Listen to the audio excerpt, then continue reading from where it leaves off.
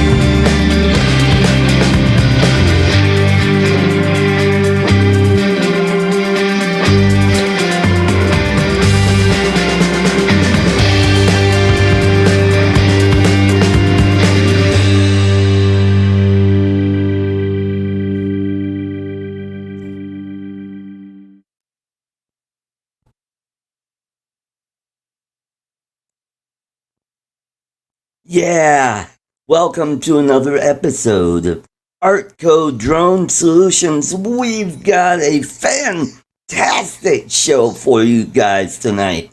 We've got giveaways, we got everything. We're giving away everything. It is a madhouse, yeah. We're giving away drones, we're giving away candy. So sit right back. Keep your hands inside the vehicle at all times. I've got something special. We're going to start this show off with some comedy. Hold on.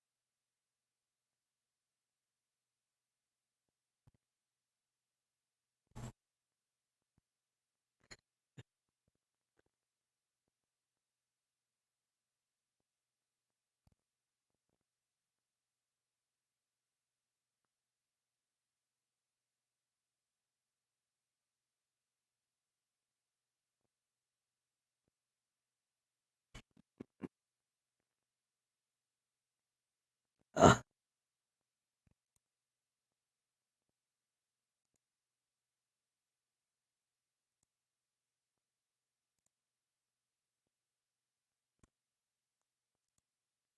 hey, let's try that again, only with audio. I think Chuck will agree because he's in the green room watching. Oh boy, watch the horror. Okay, let's do that again, only with sound. Jeez, gotta remember, hit that audio button. Okay, let's do that again. Share audio. Yep, I clicked on that.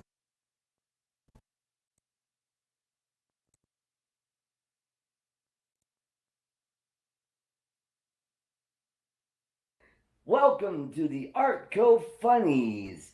For those members only, we're going to do some jokes and humor, and if you are offended, well, too bad. So we're going to be funny today, or at least I'm going to be funny. Thank you for being here, and please don't forget to tip your wait staff here. And by the way, if you I want to thank you all for coming down here, especially those of you from Huntington, Tennessee. Let me make you feel at home. All right, here we go. So, I was doing this gig in Memphis, Tennessee several years ago, and while I was down there, I ran into an old friend of mine from Texas who happened to be on a trip. I said, "Hey, Dave, how's it going?" And he said, "Arr!" That southern accent kills me every time. You know, I tried to do some sign language with him, but he said I mumbled.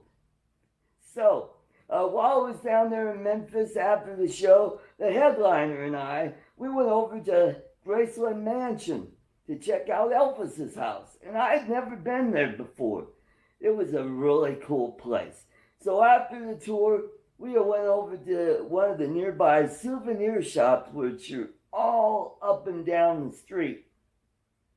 And Gene and he's the headliner, Gene McGuire, we went in there and we were looking at, there's all kinds of Elvis crap, I like to call, plates and pictures and mugs and everything. So I'm looking at the display case and I pointed, I said, "Hey, Gene, check this out. A deck of Elvis playing cards. I bet they're all kings." Thank you. Thank you. That was Artie Carlson's keyboard was a whole. So there's been some bad news for the comedians. Ellen DeGeneres, this is her last season on the air, and if that wasn't bad, she got some really bad news. She just found a vial, well, not a vial, an empty pill bottle, because her husband, I guess, girlfriend, whatever. Not that there's anything wrong with it. Yeah, so they're breaking up. She found this empty pill bottle for tricoxygen. All right, well, oh yeah, before I go, I took my car into the shop. I told them to top off the tranny with some gender fluid. Thank you for coming. Enjoy the rest of the show. Please don't forget to tip your wait staff and try the veal. Stay tuned and we'll catch you next time at ArtCo Comedy.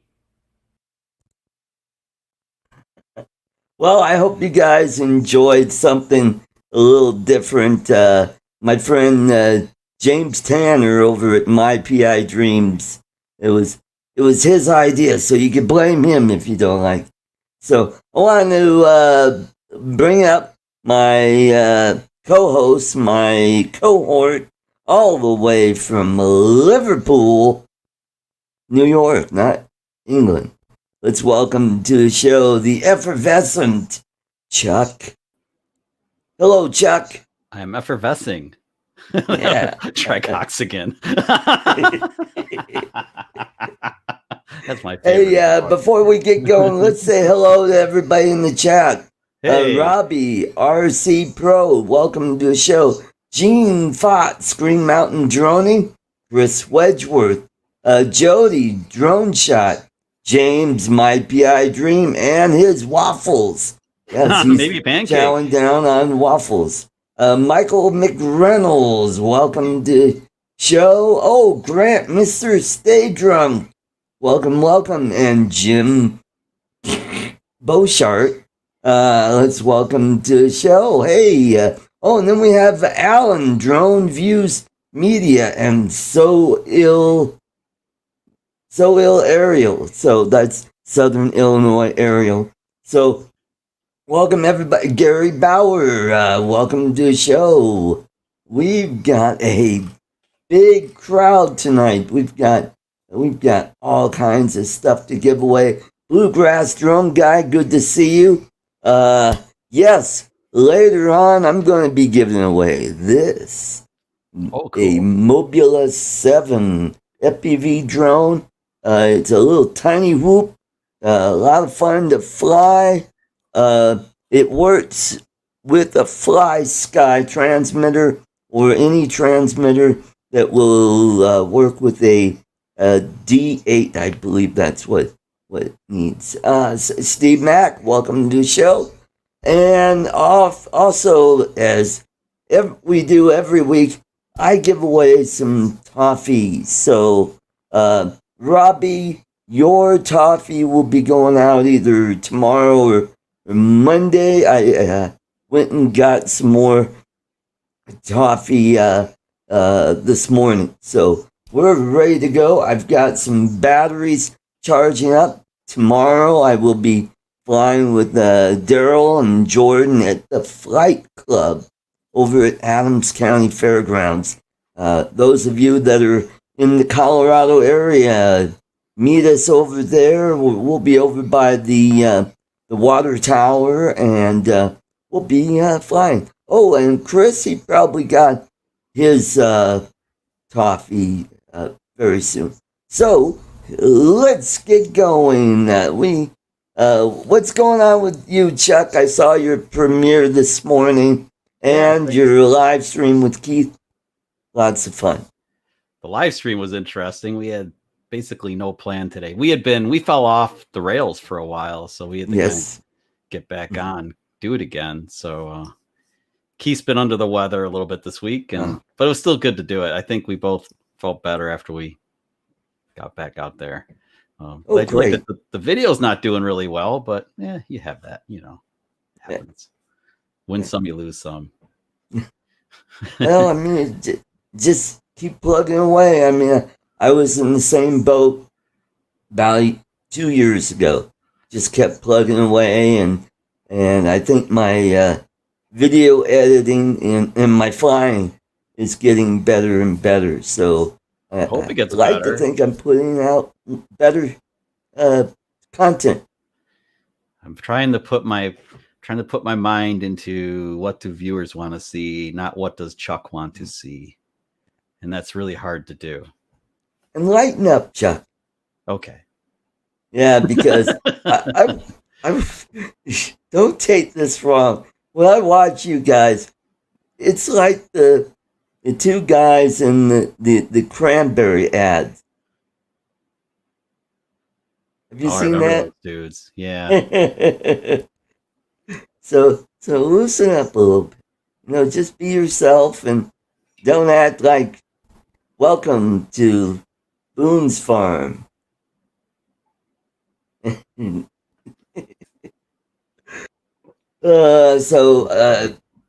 Greg is in the chat. He's my wife took Toffee to bed and so she let the electrician blanket. Is that what they call it down there? We call it the electric blanket. Electrician blanket, I mean. Unless the electrician is in the bed with you guys. That'd be kind of weird.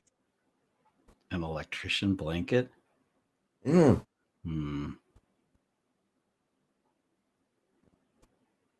Strawberry Hill. I'm trying to figure out a couple of the comments. Yeah, Laura's right. I did a little flying today. We went down to Beer Tree. Cool. The brewery is called Beer Tree.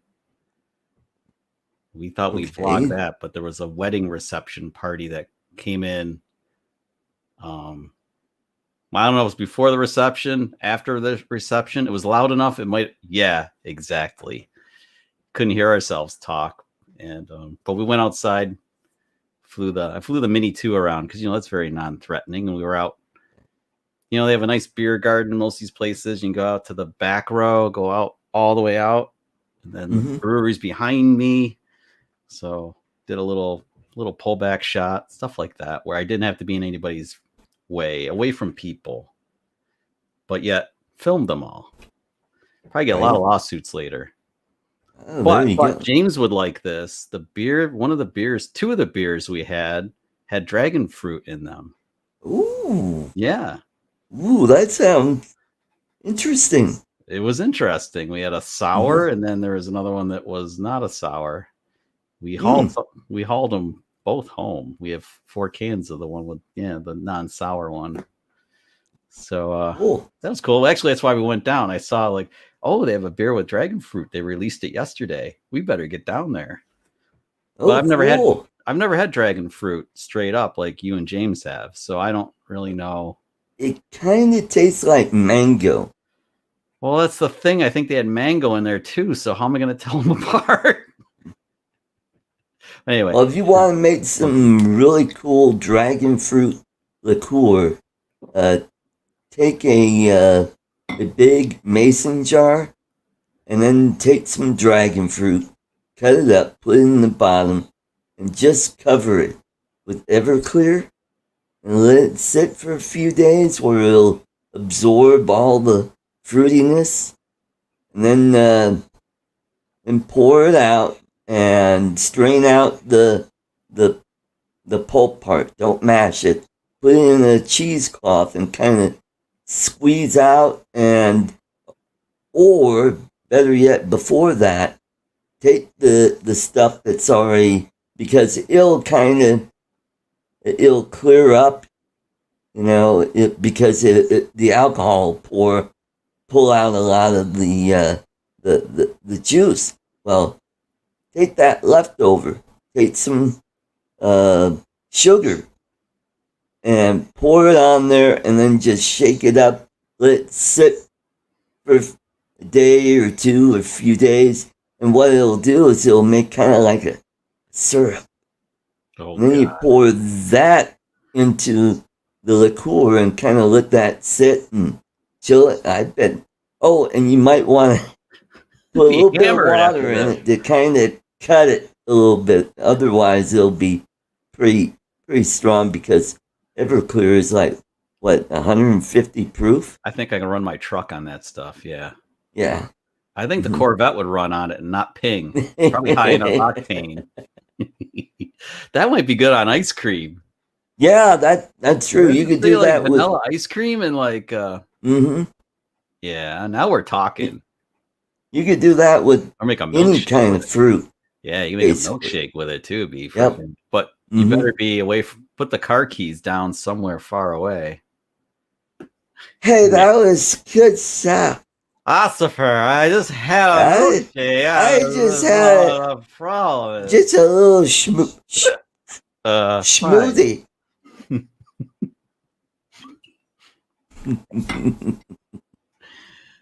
Yeah. So we had a big thunderstorm come through here last night, and it really cooled things down. I think we got into the low 80s, and it's clouding up again. And we may get some more rain tonight. And tomorrow, we will be in the 70s. So it'll be nice. Get a little of this art. We're 68 as I speak to you right now. Wow. Yeah, isn't that crazy? It's really nice today, though. It was like partly cloudy and like it's right around 70. It's nice. Right. Good beer drinking weather outside on a picnic bench. Nice light breeze, so good for flying a Mini 2. Right.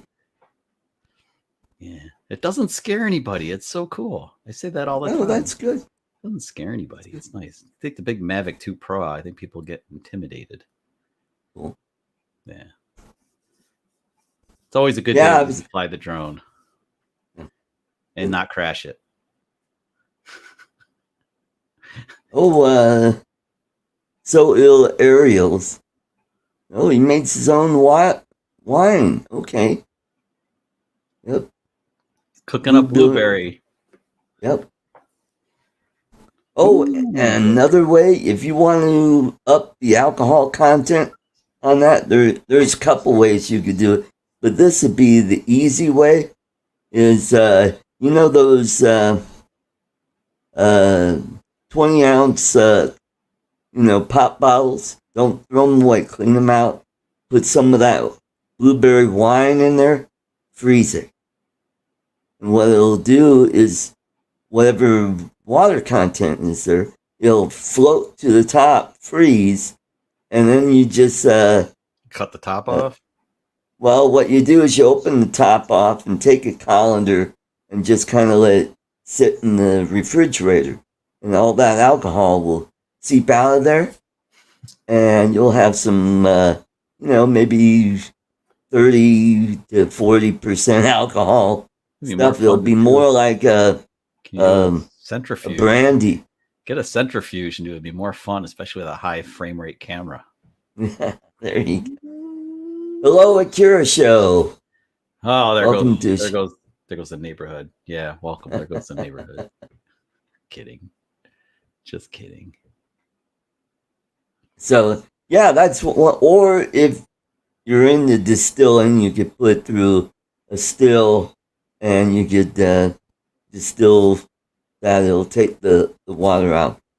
But the thing is, you got to get the heat just right. Otherwise, you'll get, what is it, methanol? Is it poisonous stuff? Methanol, yeah. I think... Actually, ethanol is doesn't make you go blind. Okay. Yeah. I never did great in chemistry. I survived it. Yeah, I took chemistry at in high school. Yeah, my chemistry teacher in high school was crazy. He used to say like more better. Something was more better. That was his humor. He'd say it on. He knew how to. He knew good grammar. Good. He knew how to speak well. And I guess I don't have good grammar. Oh, And then he'd say hot glass looks like cold glass, and hot metal looks like cold metal, and all these safety. He was weird. Anyway, but we learned a little bit there, enough to survive. In New York, we had the only thing I still remember is covalent bonding. Covalent bonding. Yep. I remember redox equations. Remember oxidation reduction equations? Mm-hmm. It took me forever to wrap my head around that crap. Yep. Switching the electrons and moving around and all that crap. Yep. Yeah. Yeah, and covalent bonding, that's where you get two different chemicals and they'll bond together, kind of like sodium chloride. I was going to say NaCl. Yeah. Mm-hmm. In fact, when you take water and sodium chloride, you get HCl and was it hydrochloric acid and what else? I fell asleep and kept. Yeah, you're not alone. The lab would keep you awake though. You got to light up Bunsen burners and be a pyromaniac for a little bit in class. Crank up the gas all the way. Well, my teacher, he would take a powder that was, flammable, kind of like sawdust. Throw it over and Well, what he would do is he would put in a rubber tubing, and he'd have a Bunsen burner going, and he'd blow. Yeah. We used to take, if you were in the front row, you got a little bit of heat. A little bit of heat, yeah. In scout camp, we used to take the powdered cocoa mix and you could sprinkle it on the campfire. It does the same thing. It flames up really nice. It's fun for the whole family. Yeah, we had a few good pyrotechnics. Pyromaniacs. Yeah, that's what it was. Pyromaniacs. We had a few. What is all? Oh, and then we learned something about sodium and how not to put it in water. That was an awesome one in art. Yeah, I remember that was cool. Mm-hmm. One little speck of sodium. Did you see Chris Rollins did that? Yep, he did that. He did that with a big. You can buy that stuff on Amazon. Yeah, and I'm like, holy pond. Yep. Boom. Yep. And then it ricocheted. You see, like it would skim across. It skimmed across the pond and would explode again and skip across the pond. And then they'd worry about catching stuff on fire. Rollins is crazy. God, I love him. Yeah. He's crazy. Mm-hmm. Yeah, his latest one was when he made I don't know how we got the drones. Anyway, he made go-kart wheels out of cement. We talked about that last week. Yeah. Yep. Mm-hmm. Yeah, he did 2 parts of that too. He did 2 videos on that. Oh yeah, French class. Oh, oui. Je suis. I'm pretty sure masturbate's French. Masturbate. Yeah. What do you think? Anything spoken in French sounds dirty. It's a nasty language. Oh, thank you, Inspector Clouseau. Poop? Did somebody say poop? Poop and minky. Minky. Peter Sellers was awesome. Yeah. Fucking genius. Oh, wow. Chris shared my video, Lanky. Wow. Thanks, Chris. Cool. Art says it sucks, but I think it's okay. I didn't say it sucked. I was looser before Lori got involved. She snugged me up. Well, I went full circle. Oh, we're not having a bad time. If it comes across as stiff, I guess we gotta drink more before we talk. Yeah, there you go. There you go. Just kind of not just me, No. I don't know.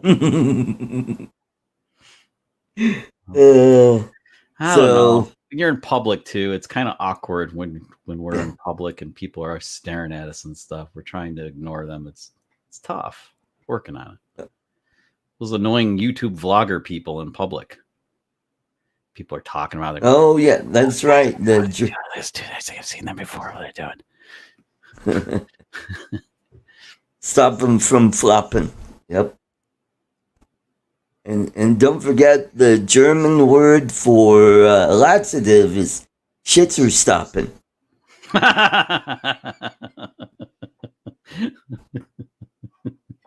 Yeah, I could just see James going, I don't think I'm very hungry now. Maybe he's having pancakes today. Yeah. You know, I mean, it's probably waffles, but I mean, there's a small chance. He has to mix it up occasionally. Man cannot live on the same food all the time. He's going to turn into a waffle with dragon fruit on top of it or something soon. There you go. Maybe he's going to make dragon fruit waffles. They're like those little bits of dragon fruit. Maybe. There you go. Probably. Well, he's got all kinds of fruits, you know, like bananas and waffles. And he was talking about making dragon fruit ice cream. He thought he was onto something. He revealed the secret to the world. He said that in his video. I'm like, yep, I saw that. Yep. Yeah, I was like, boy, that looks so good. That's a good idea. Well, you can make your own ice cream. He should just make some. Yep, there you go. My pie ice cream dream. Ice cream? Yeah. I don't have to work on the name. Be awesome. Imagine the logo he could make with the dragon fruit. Like a purple dragon, like not Barney, because that'd be a copyright infringement. But and Barney's too wimpy anyway. You need something a little more teeth to it. When you say German,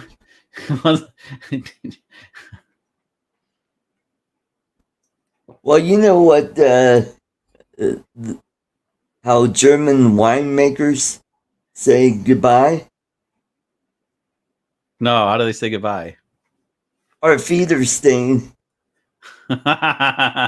What? I'd bet against Chuck this morning if I were you. All right, it's waffles again. Boring. Yeah. Just saying. I like omelets. You should make omelets. Ooh, there you go. Yeah, omelets are good. James, make omelets. I mean, all the chickens they got in the Philippines, it'd be easy to get chicken eggs. I mean, it just seems like everywhere you go, you're hearing horny roosters. Well, if you watch James when he was building his house, he was staying at the apartment, and right next to him was they had a bunch of roosters, and he'd get up in the morning and he's doing his intro, and you could hear him crowing during his intro. Yeah. I remember spending some time. Lori and I used to go to St. Thomas for the last week in August every single summer, and we did like eight years of that, and you could hear all the roosters and stuff, and whatever. It's crazy. So many of them loose around there. You know, they're strolling the streets. That's the place. St. Thomas, Virgin Islands, is where Lori and I were driving down the road. Maybe they drive on the left side of the road there. And there was a horse without a rider galloping down the street, and it was on the correct side of the road. So it knew vehicle and traffic laws. It's good. But it's good, yeah. But it's not every day you see a horse just. Well, drone views, yes, they are. Yeah. Yeah, when I was there in 2017, boy, first couple days I thought it was kind of, cute. And then after a while, it's like, oh, come on, I want to sleep in. You don't need, that's right, Greg. Don't need an alarm clock. Don't need an alarm clock. You know what, Greg? I will send you a link if you want to pop in. I wonder how James feels about that.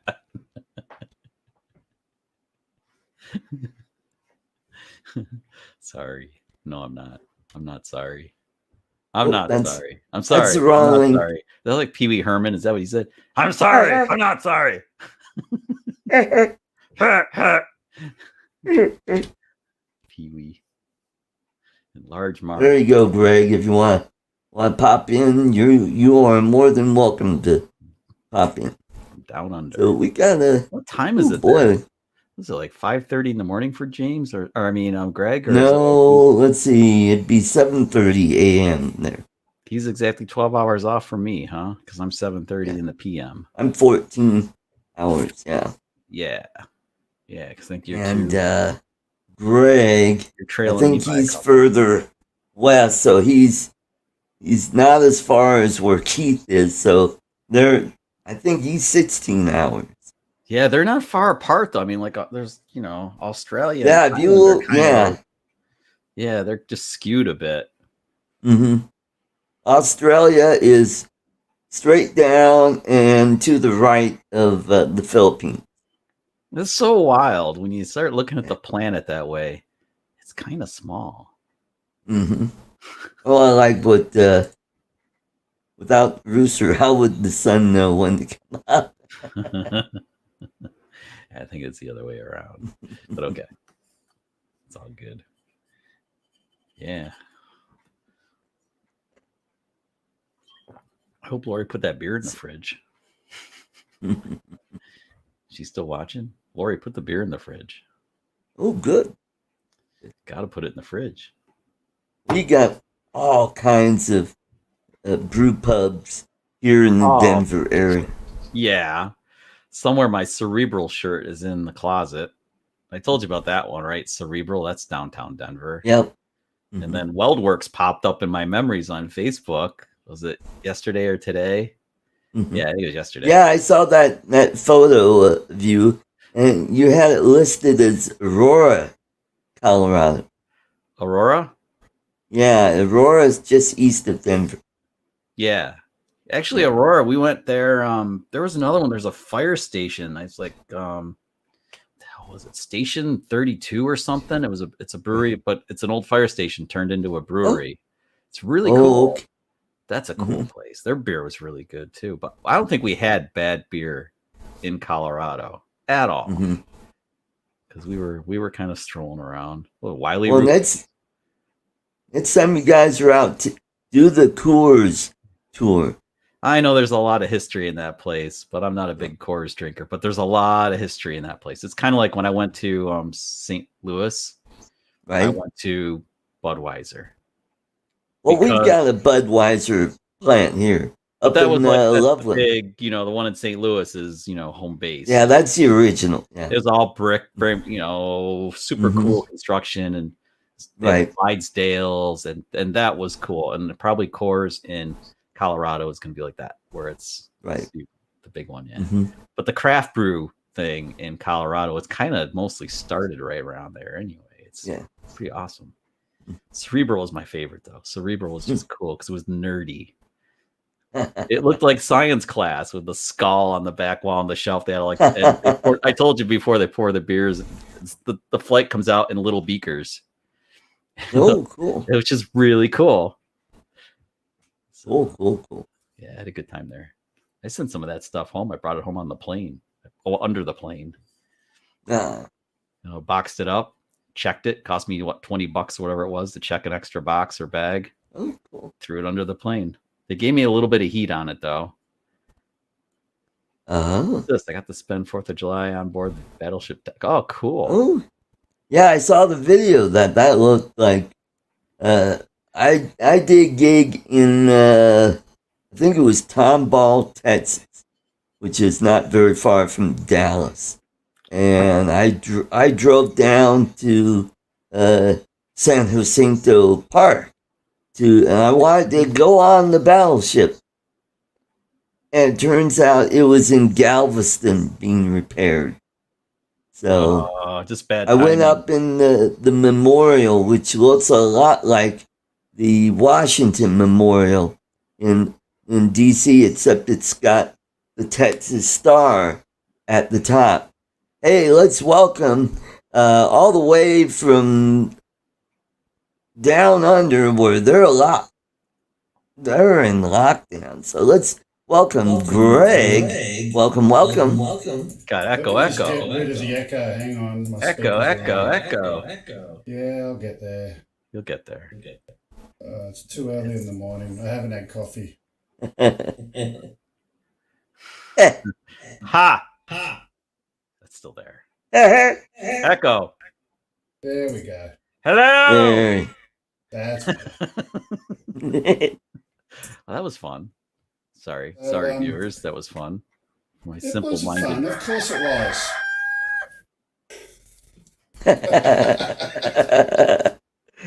It had to be done. It was Yeah, anyway, good morning. Good morning. I Good just evening. thought I'd pop in for a short time.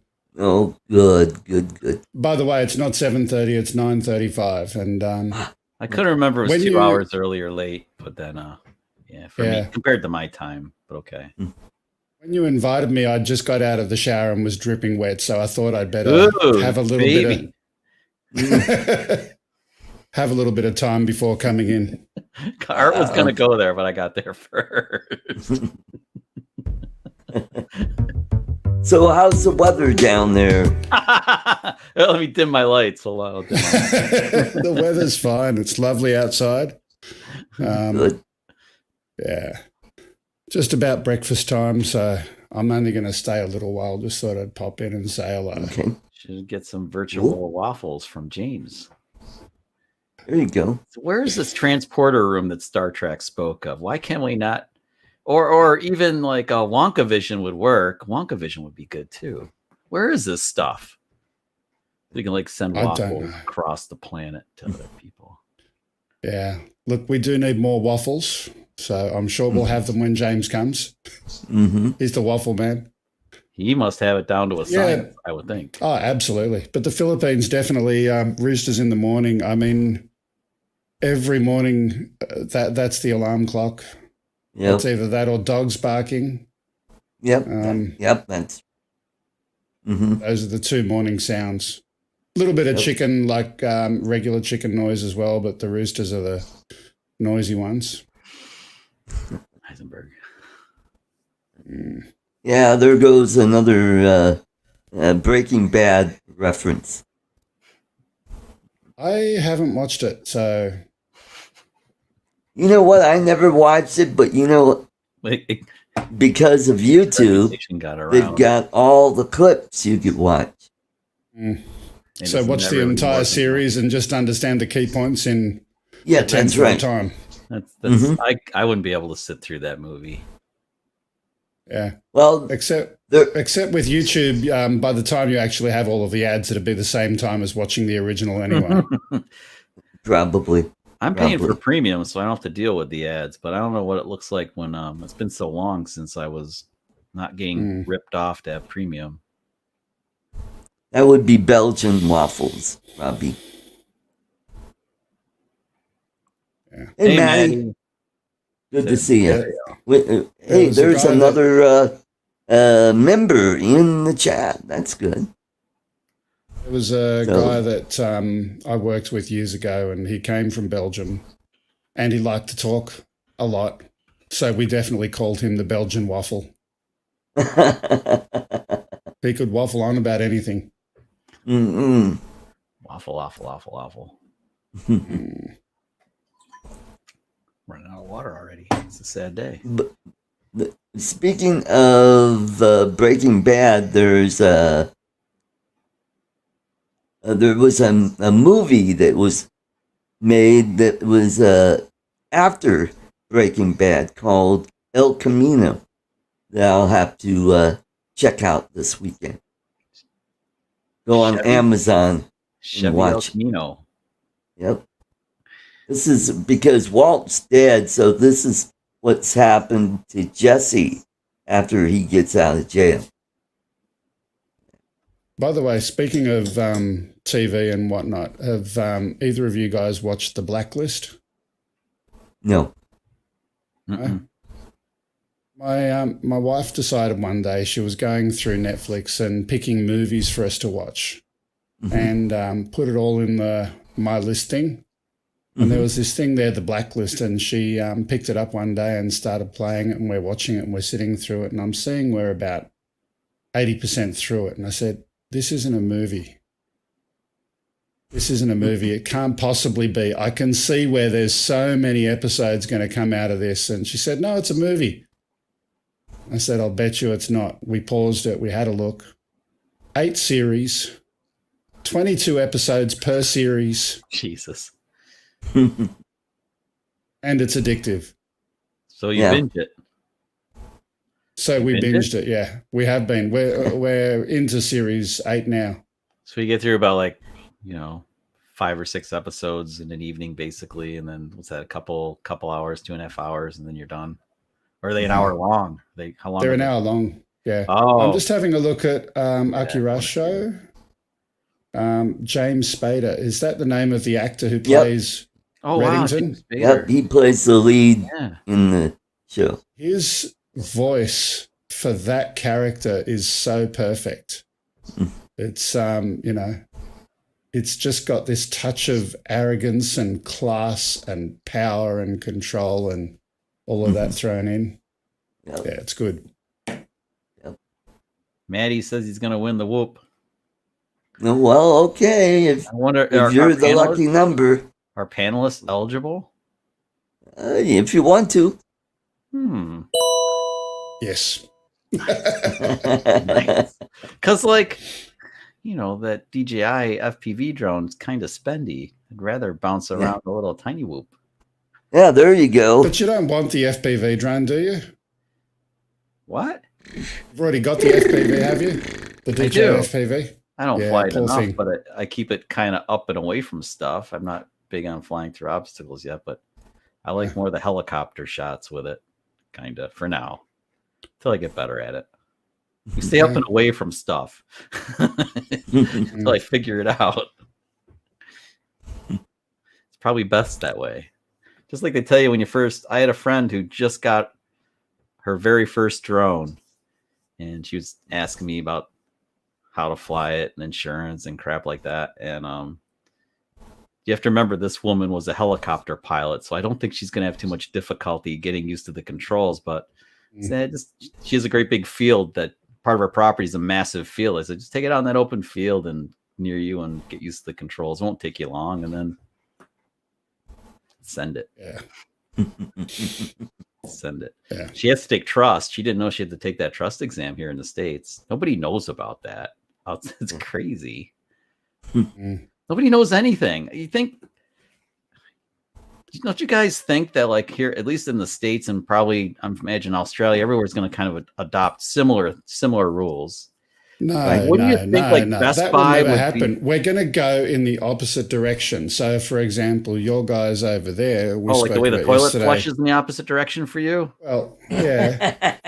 You guys are saying you want your ATSB to investigate a larger number of drone incidents, whereas our NTSB is saying we want to investigate less. So we're going in opposite directions. That's one example. I like the way you guys are going. I do like the idea of the trust exam because that's very cool, Art. Because you can't fail it. You have to take it until you pass it, but you can't fail it. So it kind of forces a new flyer to learn the ins and outs of the rules. At least. So why doesn't Best Buy tell you this when you buy one? It's like, hey, by the way, you have to take this trust exam. Yeah. Or you'd think it would be on the package too. If you buy a car, do they have a sticker on it telling you've got to get a driver's license? But you have to pay to get it registered. If you don't have a driver's license, you can't register it. So there's a check there. So why don't if you buy the car and you have it delivered to your own property? Yeah, you don't need a driver's license there. Good point. No, my Corvette was going to be delivered that way initially, but the guy, anyway, if they had, they'd have to have plates on it and everything, or it had to. But you've got to do drone registration in the US now, don't you? Yeah. Same thing. You got to register it. But you don't really. People don't follow the rules. People don't always put their. So people don't register their cars either. Then it's a little tougher to get away with that. That's policed a little bit more stringently than. So we call them undocumented drivers. Yeah, and actually there are quite a few of those. I have a few friends that have crossed paths with an uninsured motorist, and it's never fun. Do you have many automatically toll roads in the US where they more and more now, more and more, where they just scan your license plate. Although a lot of Art, do you guys have Easy Pass in Colorado? I don't remember. Yep. Okay, because the big one here in the States is Easy Pass, and I think there are a couple other ones that kind of use the same technology, so they kind of you have reciprocity. That's the word I'm looking for, between the states or whatever. So it's like my Easy Pass will work in Colorado if I had it in my rental car, and Arts would work here in New York and a few other like Massachusetts and probably all the blue states. But yeah, you just get on now. They fired all the toll plaza people. They ripped all the toll plazas. But the point out. I was making at was, finding unregistered vehicles is a lot easier when they've got all those cameras over your toll plazas. That is unless very people true. deliberately try and avoid them. But yeah, It's very true. You just don't drive on those roads. Yeah. There you go. Had a little debate on my there's a thing called Nextdoor. It's kind of like Facebook for neighborhoods. Yeah. Mm-hmm. So I got a ping on Nextdoor last night. One of my neighbors, in the adjacent neighborhood, was upset that about 10 o'clock at night a drone had been flying around her house. And, and the operator was apparently in like a black SUV or something, and she wanted to shoot it down. Boom, boom, boom, boom, boom. Yeah. Thank you for that. So we had an interesting conversation, and I was yeah, right. So we were talking about night waivers and how the drone operator, if you're flying 30 minutes after drone operator. Nice. But anyway, did you also explain to her the fact that from a legal perspective, a drone is an aircraft? Yes. Yeah. And in the legislation that the penalty for attacking a drone is the same for attacking a 747. Do you really want to go there?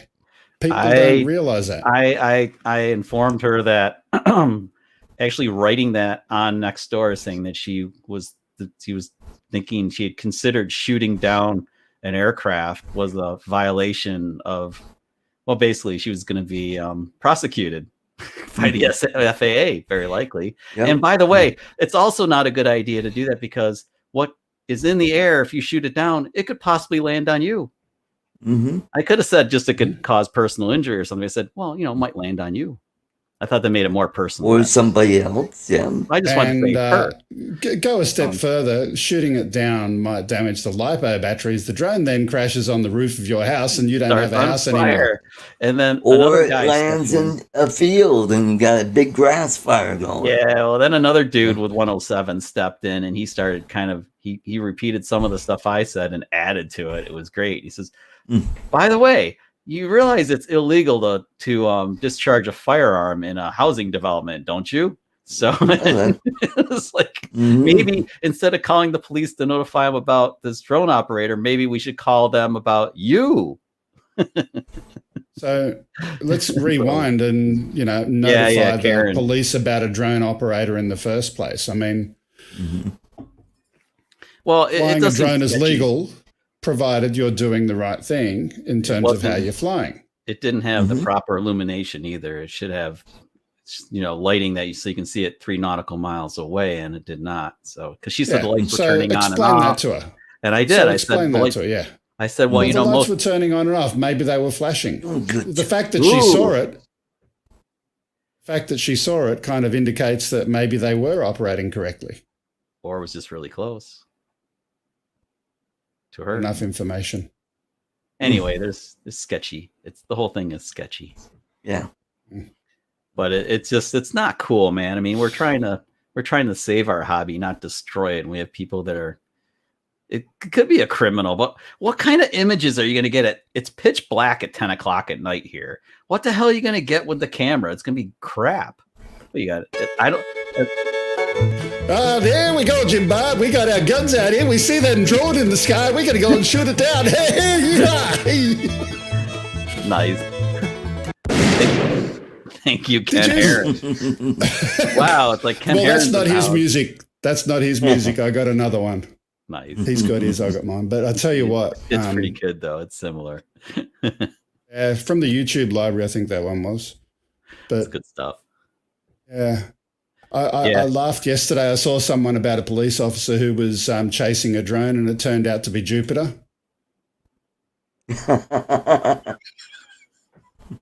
True story. Was it saying Anyway. public photography is allowed? You know, funny, Robbie mentions that.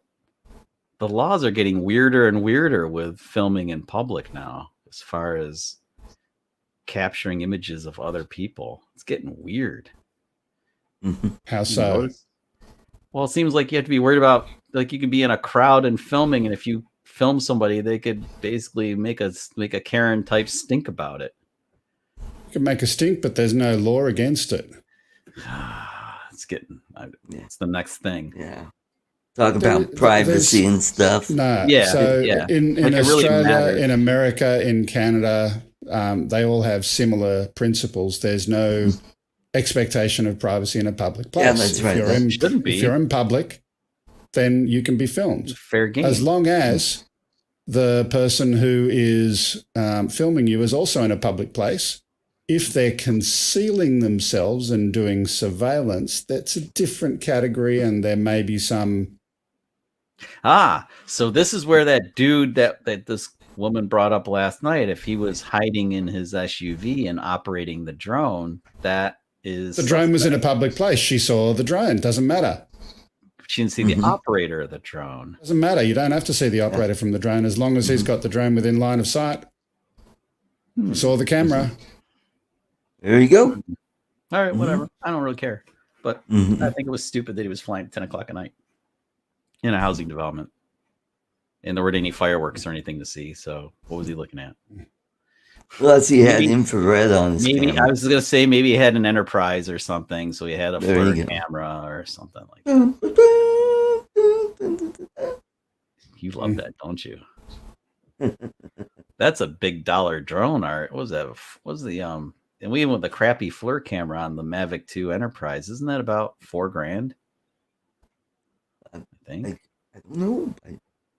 Yeah. It's out of my price range. Hey, Ed, love my drones. Good to see you. Love my drones. You can hear the drone. Yeah, I heard a drone out the back of my place yesterday.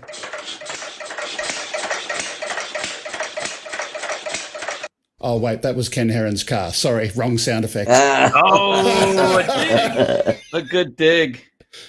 Yeah, he really loves his car, too. He does. My Corvette's faster. Well, at least your Corvette's not as big money pit. That's the word I want. I can't complain about the vet. It's 20 years old now. I can't believe it, but whoa. Nice lights. 20 years old, and I'm going to knock on wood, but the only thing I can say is I ripped a couple of seals on the target top a couple of times. That's my fault. Yeah. All I can say is, Ken, why is it that you want to drive a Wankel engine? They're thirsty little buggers, aren't they? Yeah. The rotary. It's fast. It's got a rotary engine. Yeah, but the name of it, the name of that category of engine is not a rotary engine. It's called a Wankel engine. Oh, I know the Wankel is the rotary, though. I mean, aren't they? Why would you even want to be associated with that as the name of the engine in your car? Come on. Thirsty. I know they're thirsty, though. I thought that was the drawback of that. Well, it sounds nicer than a wanker engine. I had a friend who had an RX-7. Well, the RX-7 was out about the same time, like this 20 some odd years ago. It was kind of a cool looking car. I am proud to say that my vehicle was designed by engineers in this country, built in Bowling Green, Kentucky, by a bunch of very cool dudes. I met some of them because I went down to the factory, and same year my car was built. And Johnny D says, pull the engine, put 383. I'm not saying I there just are a lot can't of wait parts. to get my car back. I'm not saying there aren't a lot of parts in my Corvette, even though it's 20 years old. That one in particular, one of the modules that failed, was clearly stamped "Made in Mexico." I mean, there's and there's stuff from the Philippines, from where James is, and it's global. There are parts from every straw hut around the planet. Yep. Yeah. I'm That's just true. looking forward to having a car again. You guys heard that my car got written off a while back. Oh, yeah, that's right. You got The new rear-ended. one. Yes, I Oh, did. I've been there. That sucks. Yep. Yeah. And the Fact- new one, they've paid out a cash payment sufficient to buy a new car because I had new for old policy. But the new car is like taking forever to get because RAV4s are not easy to get if you're getting a hybrid. So Well, it's hard to get chips, period, for most of the vehicles, right? They're struggling with finishing the job. Mm-hmm. Probably a whole bunch of RAV4s that are mostly done, but awaiting a couple of parts. Yep. Because those parts have chips that they can't get. At least that's the case for most of the manufacturers. I know I was trying to get a new pickup. But from what I hear, it wasn't so much the chips; it's more the power source, the batteries, lithium. Really? Okay. Yeah, lipos. Yeah. Oh, Interesting. okay. Well, it's still a crappy situation right now. Because I can buy a petrol RAV4, I just can't buy a hybrid one. Hybrid? But the There you go. hybrid still burns fuel, right? It's electric and gas, or Yeah, but you compare the two, and your cost to run it over a period of time is just so much lower. do you have ethanol? Do you have ethanol in your gasoline? Yeah, you Yeah. do in Australia. Mm. So that crap gets kind of funky, and you guys aren't Yep. exactly a cool climate, so you have to burn that stuff out of that tank and turn it over periodically. How long is it taking a hybrid with normal driving to go through a tank of fuel? I guess is my question, because Depends how much driving you do. yeah. So I mean, typically, do most people turn the gas over essentially before it starts to get a little funky? Because ethanol gets funky. I don't know how else to describe it. It absorbs water. It does all kinds of weird things. Yeah, I don't know. and any it does people- a Hygroscopic. lot of numbers Ethanol on is your. hygroscopic. Yeah, it does a lot of bad things to your hoses. So you gotta have special. Yeah. hoses. Ethanol is pretty aggressive stuff. Yeah. Mm-hmm. So, like in my 20-year-old car, it's a no. I have to put in recreational fuel, and I laugh about that, like like Cheech and Chong fuel. I have the recreational fuel that my Corvette requires. Well, Now, I've just Greg- had someone message me. It's time to disappear, but you were about to say before I go? Greg, I just wanted to ask you about oil production in Australia. Is there a large oil fields in Australia, or is it? Tell me, I'm kind of We wondering. don't even have refineries anymore. We import everything. We've got rid of most of the refineries now. Wow. I think there's one, the one that was close to me was the Kurnell refinery. They shut that down. It's now just a bunch of tanks, storage, Wow. and dispatch. But yeah, You see what Blind Neil wrote? Amazon drone delivery, skeet shooting with prizes.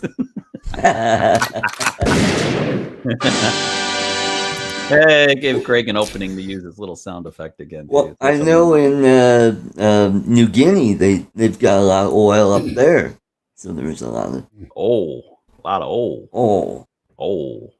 yeah. I miss Anyway, NASCAR. I'm gonna disappear, and All right. it was nice to Well, come and say thanks hello for for a couple popping of in. minutes. Okay, Hello. have a good one. Take care, Okay, Greg. take care. Bye. We're going to be doing our first drawing pretty quick here. Woo. Okay, see you guys. Bye. Take care, Greg. Cheers. All righty. Gonna miss the sound So- effects. It was fun. Yeah. Now get out. Is that a heronism too? Oh, I've heard that before. Before On something way back. Ken does. Thanks put a lot for of time in. stopping by. Now get out. He does a lot of stuff though. He puts a lot of effort into that show. That's Yeah, he does. And how many Mhm.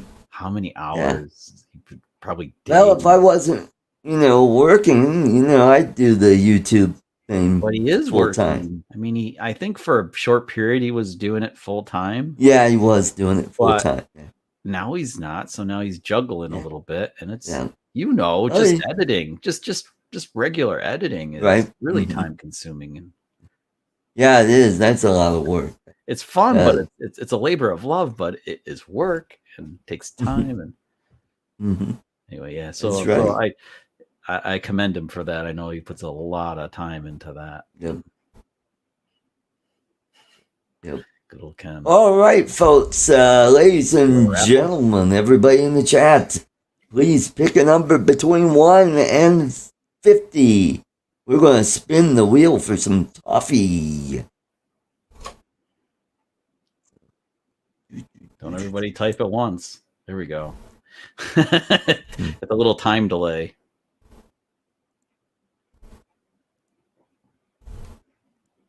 You're getting a good assortment of numbers. Good assortment. Oh, that's good. All right, we'll wait a couple minutes and then we'll spin the wheel. I don't think I've noticed any dupes yet. Oh, I see a dupe. Somebody copied Lori. Akasharo took 32 and Lori took 32 first. Well, 19, I think Twice. that Yeah, was Robbie did Love My Drone already picked that. Yeah. Robbie picked that number last week. I guess he figures, oh, it's a lottery. I'm going to play it again until I win again. That's what I do. The wheel of misfortune.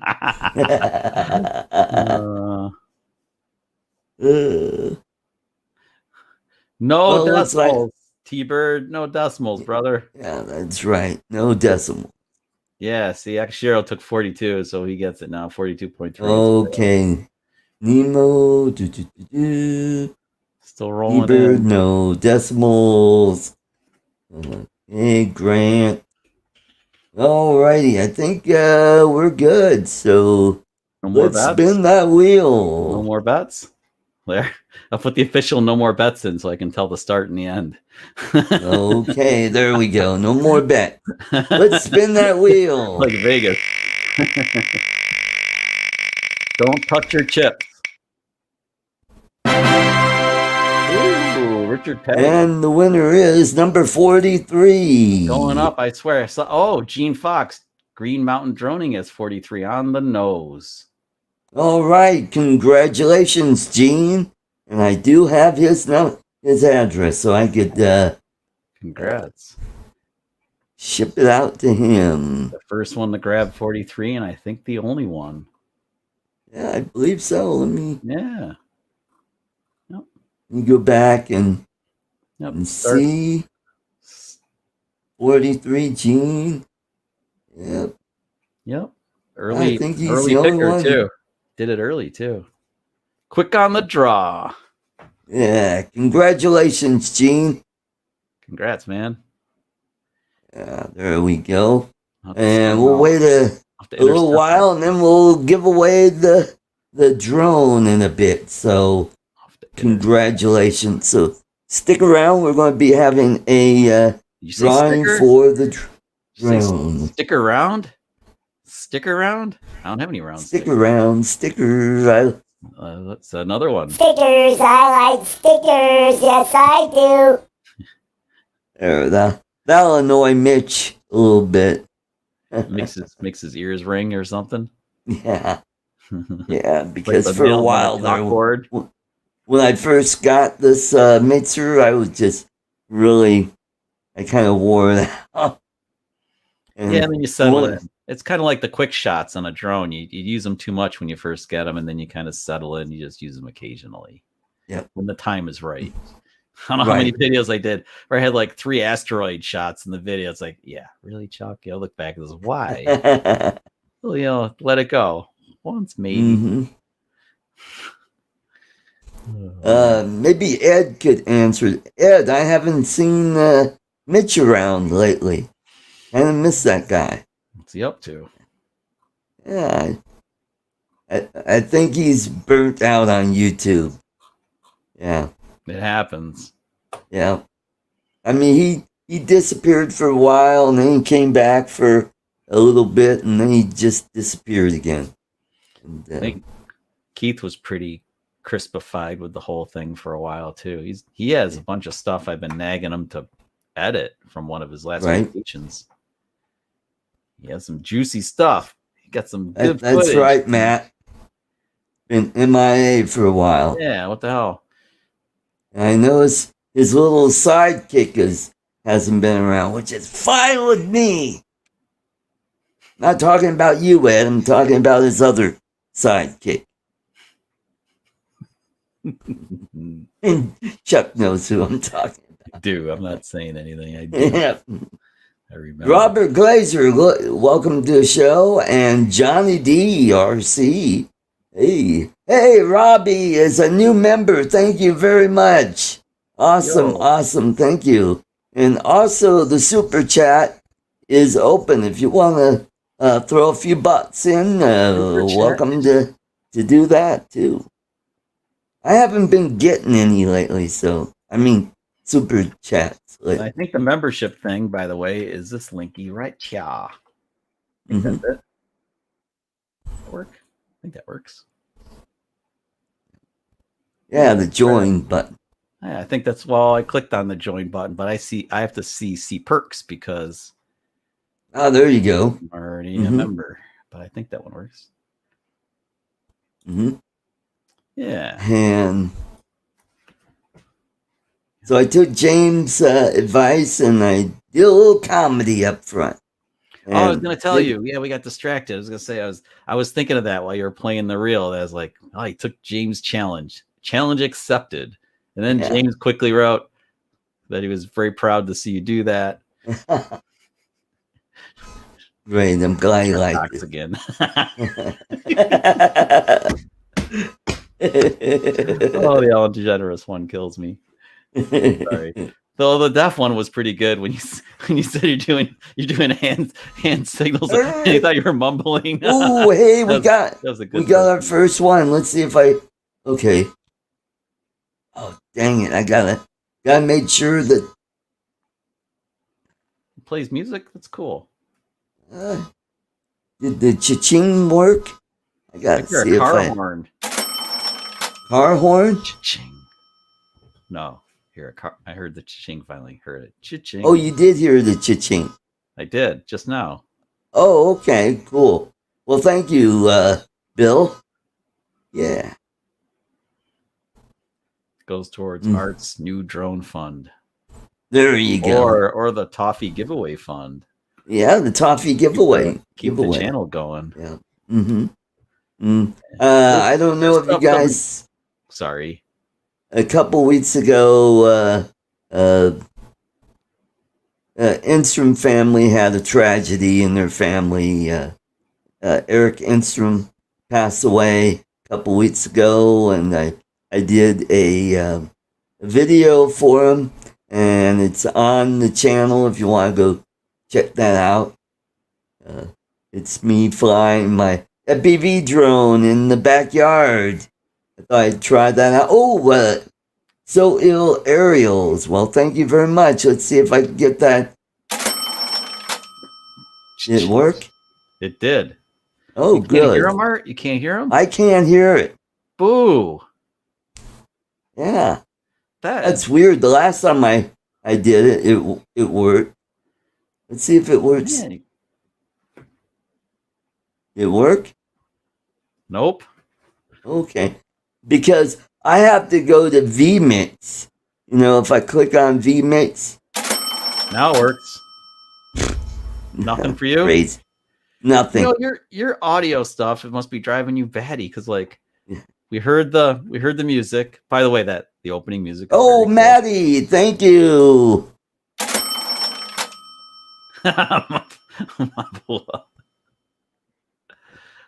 All right. Well, hey, let's welcome all the way from Lipa City, Philippines, my PI Dreams, James. Welcome to the show. Hey, he's in good early. morning, guys.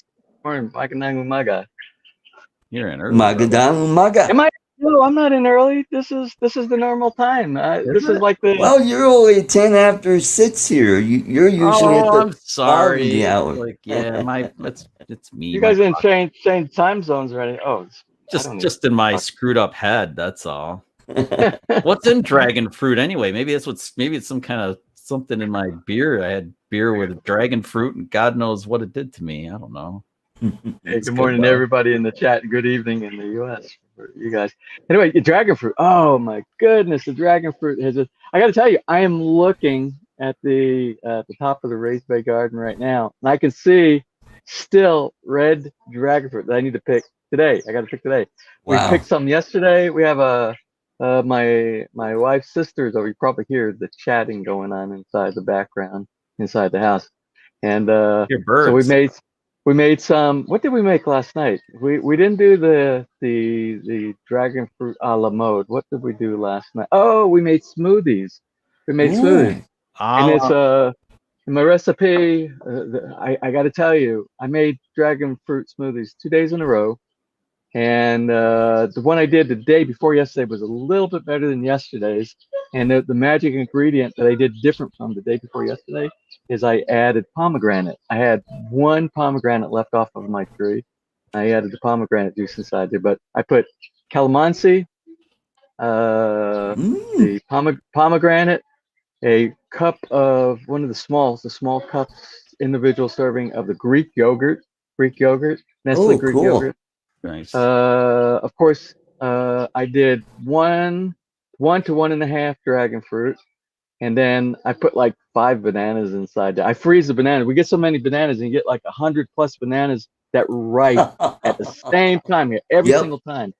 And I can't, and I give some away, but I find freeze them. That's all you gotta do is freeze them, and they're perfect for smoothies because you want them frozen anyway. So that, a little bit of milk, a little. I think I said a little bit of calamansi juice, and then you mix all that up, and it makes the perfect creamy smoothie that you could ask for. Oh Dragon boy, fruit. that sounds so good. Yeah, there's some. I got to tell you, I think dragon fruit hit the U.S. market just a few years ago because they do the. Yeah, I was actually thinking about that this morning.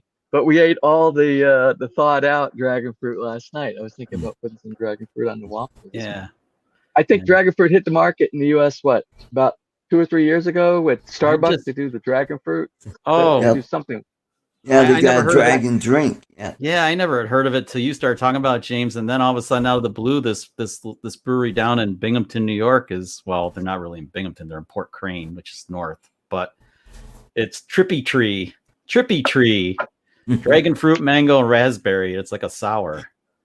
Well, I got to tell you, I think the market is still really available. There's a big vacuum for if people want to start up restaurants or little cafes or something like that. I got to tell you, the dragon fruit we get out of all the fruits that we got everywhere in the yard. And we got so many different trees here inside the yard.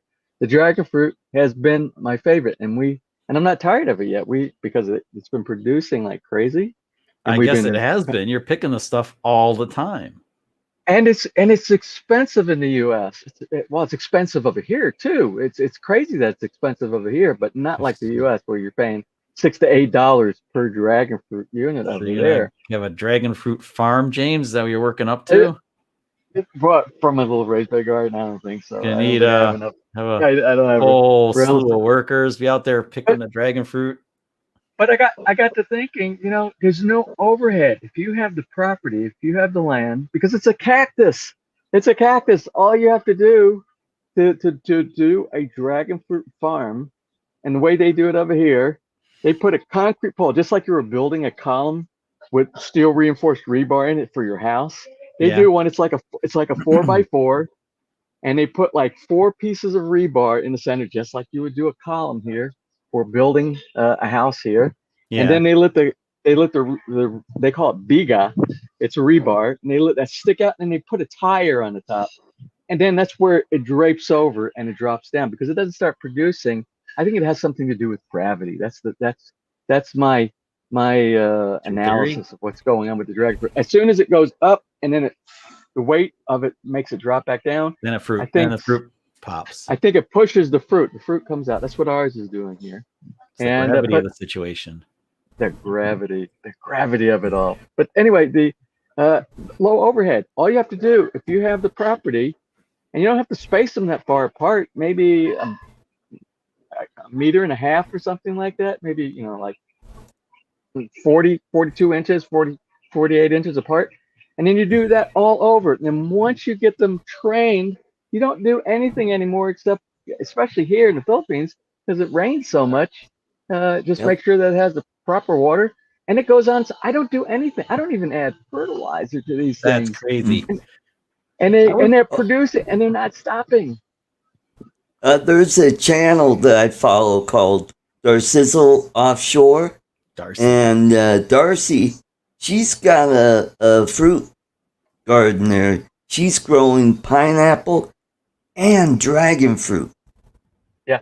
Well, I think if I had the property, if I had the space, which we only have our residential lot, well, it's called a farm lot, but it's the size of a residential, about a quarter acre. If I had this, what I would grow, there would be 3 things I would grow on if I had property. One would be dragon fruit, one would be pineapple, because remember, pineapple takes 2 years. So what Yep. you do is when you get the suckers off of You stagger it. you just propagate. And so what you do, Yep. you'll get to a point sometime. It's not like the U.S. I tell you, the growing season over here, you can't say anything but It's year good things round. about it. In the U.S., you have cold and hot. That's your Yeah. and during You the guys are cold the same. season, nothing really happens. Well, during the unless cold you're season. in But here, Florida. Or how about Well, Puerto Rico? Florida, Not even really. Florida has cold Not- snaps. Like they've yeah, lost some of the orange Florida, crops even- for that. Yeah, You know. yeah. You heard about the freezes in Florida, even around the Tampa area. Maybe when you Yeah. start getting down towards Miami and the Keys, Right. You maybe go it's pretty far down. even down, even down like there. along Indian River, they've had problems Yeah, at times. but yeah. here, this is we went. You saw when we were building the swimming pool. The swimming pool finished up November, December. That's when it finished up. Right. And that's really our temperatures kind of mirror North America. When it's cooler in North America, it's cooler here. When it's warmer there, it's warmer here. It's just the degree of separation and how hot and how cold it gets. We don't get that here. It's just Well, like you guys are only 16 degrees north of the equator. The equator. Where the Florida is way north of the equator. Yeah. Yeah, but it is. We have 2 seasons, and you probably shouldn't call it winter and summer types. You really should call it, and they kind of do, rainy season and dry season. Yeah. And when it's dry season, you can literally go, and we did this last year. You go 3 to 4 months, no rain.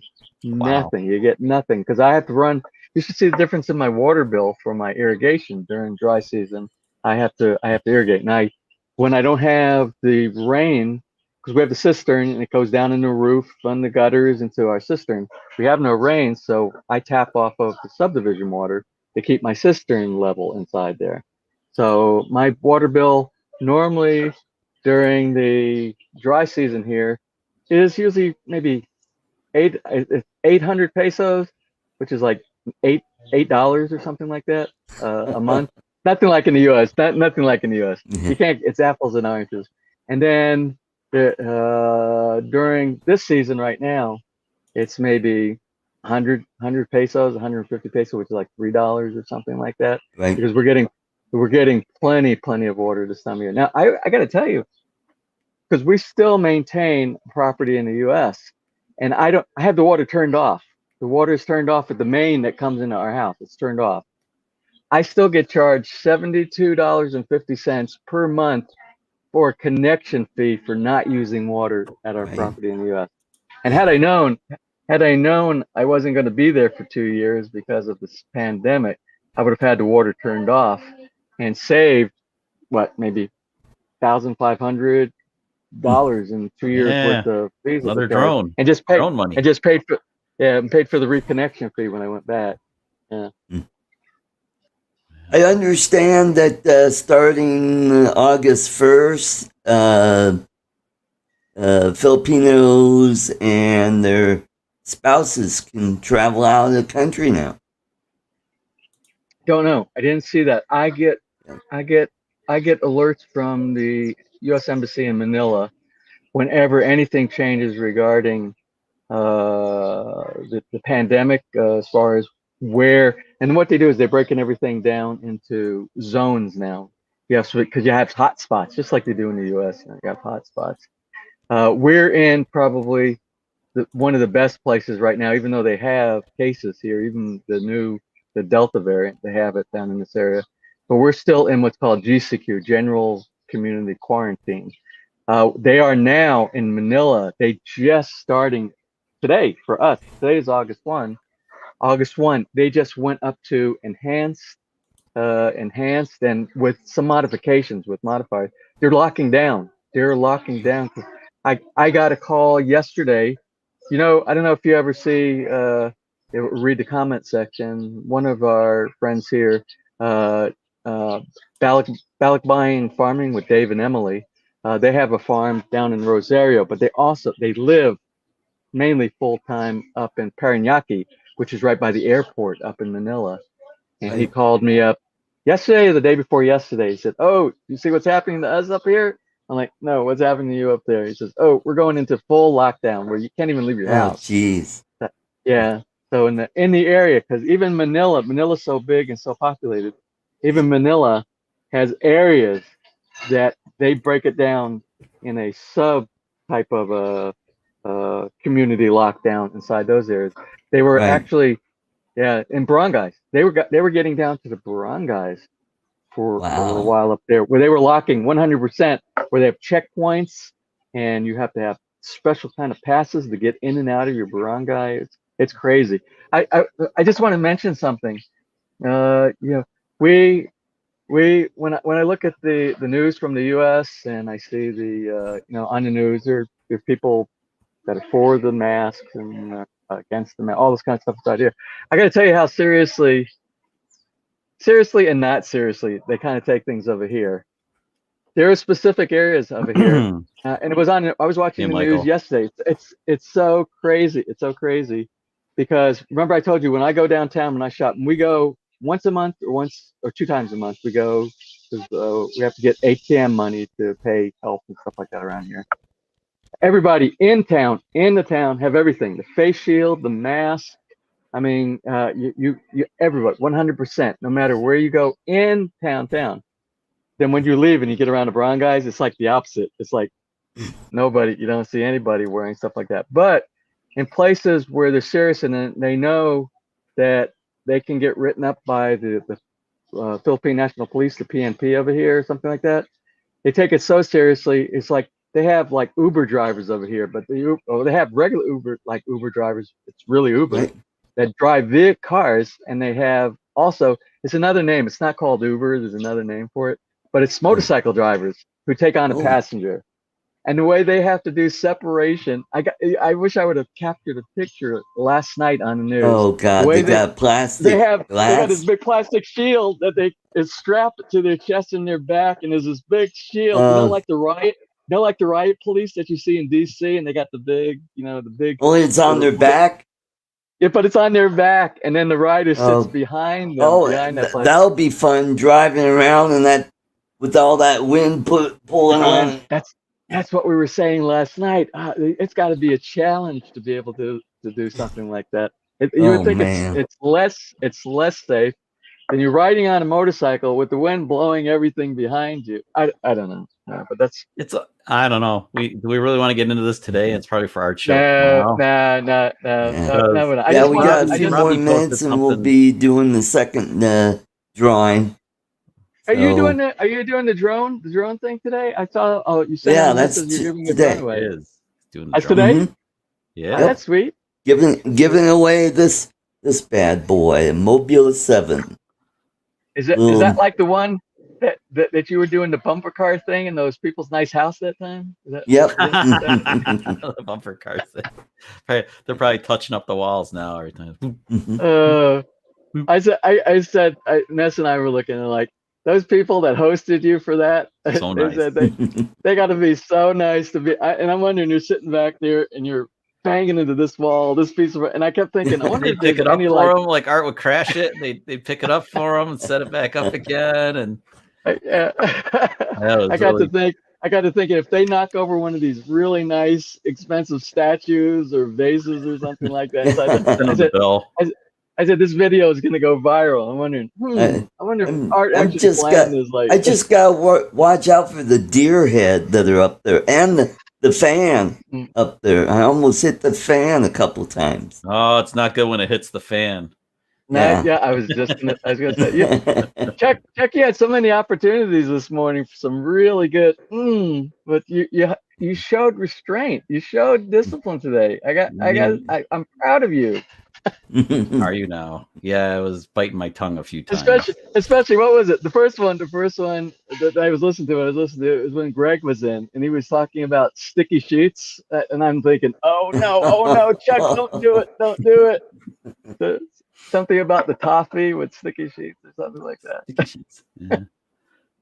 But you're hey, good. Chris, You did good. Doc Murdoch is in the chat. Good to see you. Thank you for stopping by. And we got numbers coming in already. Oh, wait. Hold your horses, everybody. Yeah. Come on. We got 5 more minutes and we'll do the drawing. I just saw a string of numbers coming in. Like, what, did I miss something? What happened? Oh, well, because Doc sheets, Murdoch said Sunrise Water Media is exempt from the drawing. Ha ha. Wow. Because he's the one that crashed. He crashed his drone, and his friend Kai, the giant, let him fly his drone, and he was being real careful. And then he put everything down, but the controller got around his foot, and he knocked it right off the chair. Luckily, he didn't damage it. Yeah, this is what I'm giving away, guys. It's a Mobula 7. Little tiny whoop. That's why they're throwing numbers in. They're getting all excited when it's not go. It's not go time. No, it's not between 1 and 100. It's 1 and 50.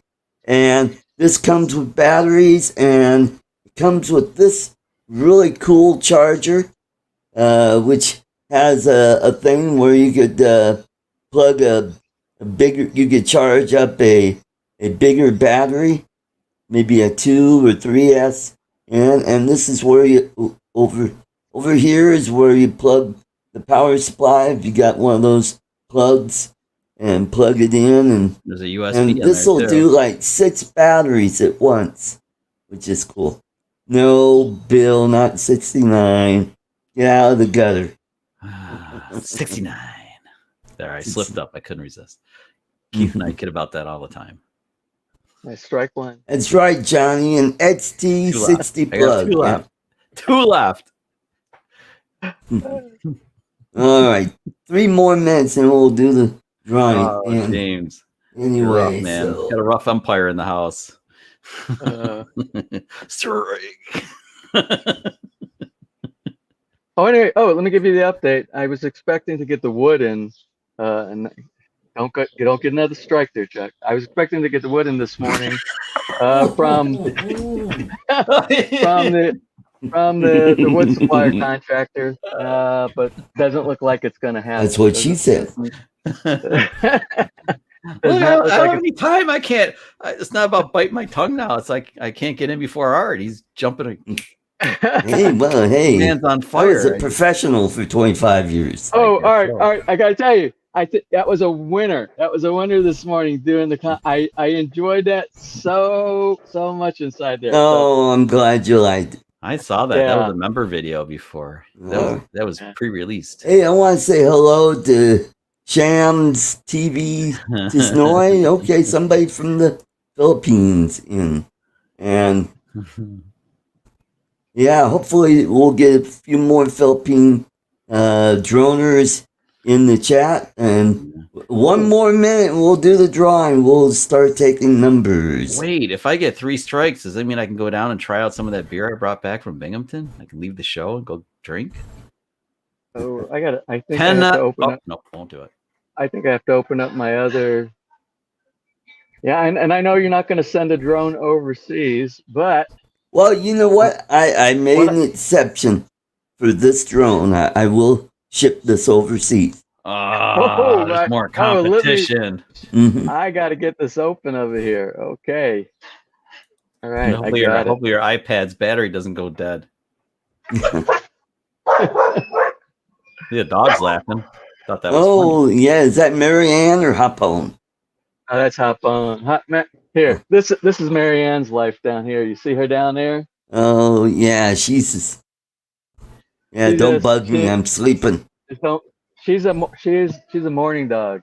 Yeah, you know, some people are skipping. And she's like, instead of a Magen-Don, she's a morning dog. You're getting numbers, Art. You okay with that? All right, let's get going. Pick a number between 1 and 50. Thunderbird and 6 we will start in the wheel. Yeah, well, Thunderbird 6 got a little Chuck, jump at 42. You took my number, Chuck. That's my number every single time, dude. I take yours. You sound like the people I work with in my office. You took my parking space. There are no damn names on here. Not your parking Doc space. Murdoch, good number. Yeah, hopefully. Kevin Smith. Okay. Yeah, I got my number. There's a Are Silent Bob? Mark. Everything happens for a reason, James. Watch. I will not win and you might win. So see, everything happens for a reason. I think you know the problem I have with the lagging and all the garbage with my last time I logged in with you. I think it was the last time that I logged in. I don't know. Yes, I believe so. So I don't think it's the earbuds, AirPods. I don't think it's that. Yeah. With Bluetooth causing the problem. That was, remember I told you I rebalanced my entire network and all that kind of thing. Mm-hmm. So, seems like it's okay, right? Yeah, you're perfect today. Yeah, seems good. Not 52, Michael. Between 1 and 50. All right, we'll give you one more minute. Which one does Michael put 49 in first? Was it a dupe or something? Because then he put in like 52 and then you only get to pick one number. God, he's blowing my mind. What is... Give up. All righty, folks. Let's no more. Spin that wheel. Let's share that.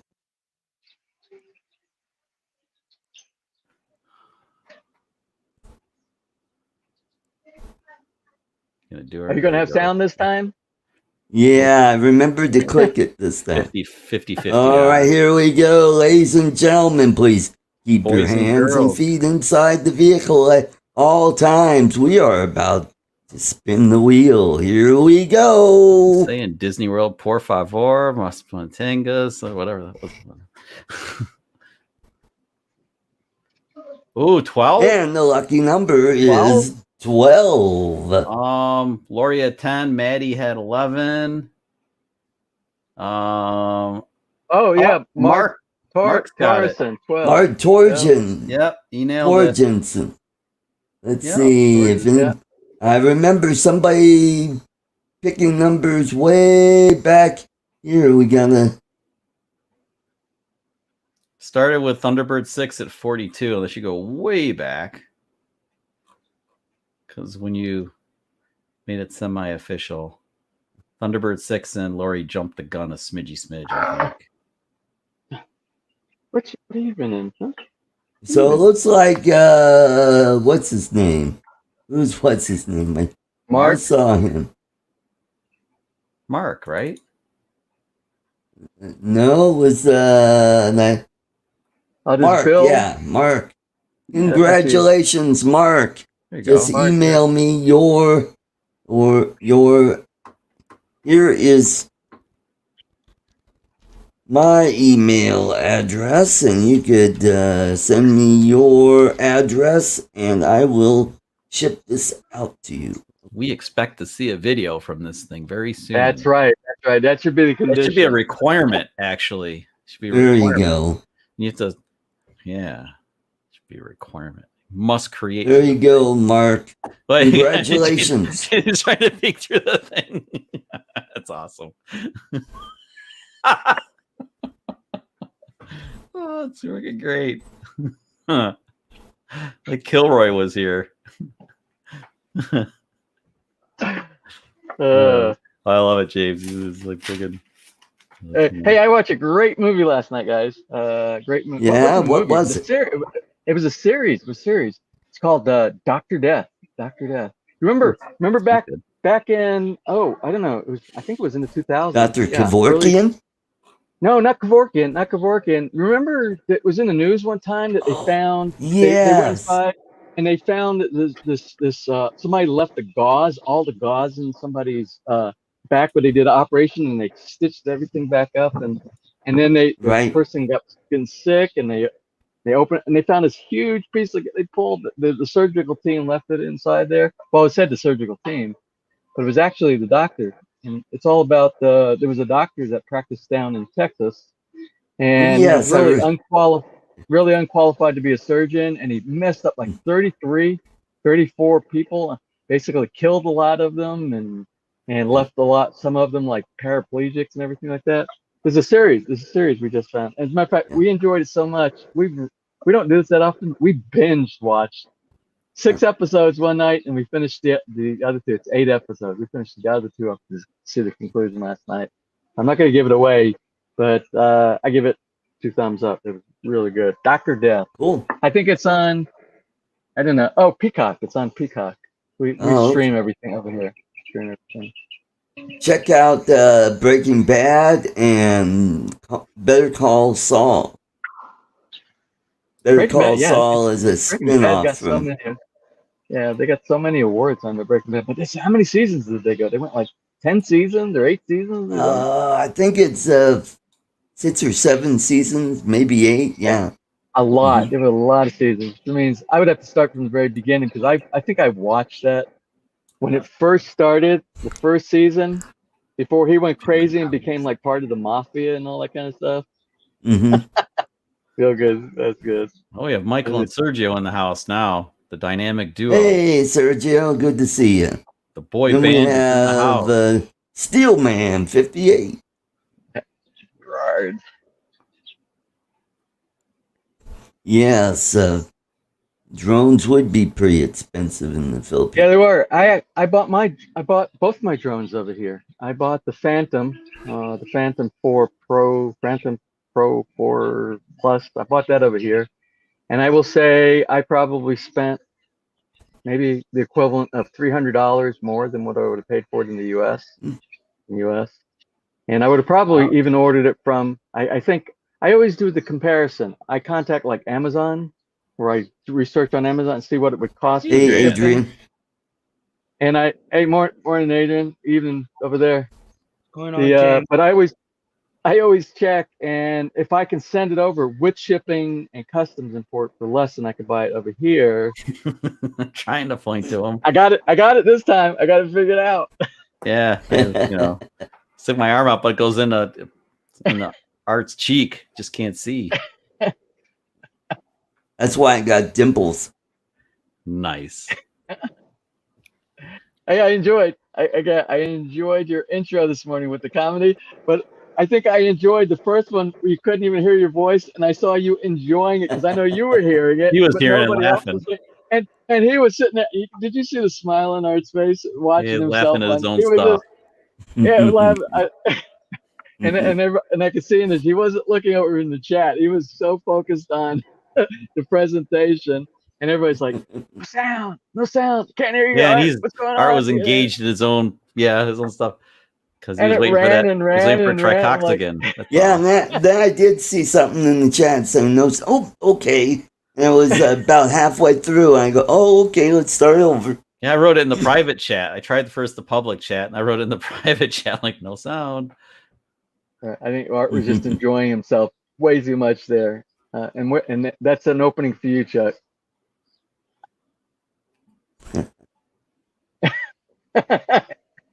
No, Not going I'm with out of those, water. Out of water, so I might have to.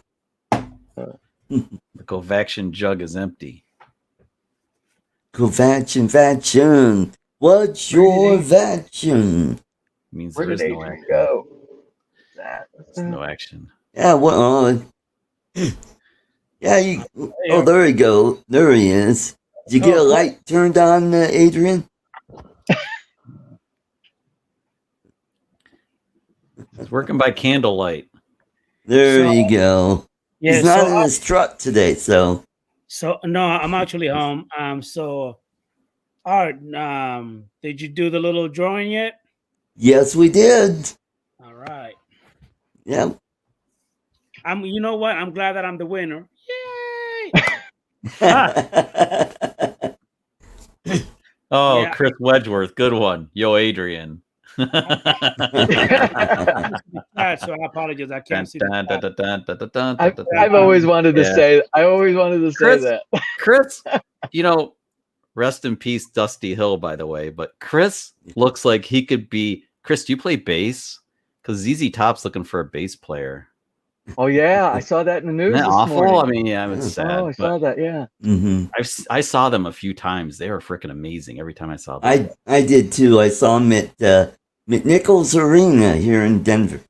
I took Lori to see ZZ Top in like, oh, what the hell was it, 94, I think. It was whatever year Antenna came out. Remember, Antenna came out after the big blitz of what made them huge was MTV with remember, Sharp Dressed Man, all that stuff. Yeah.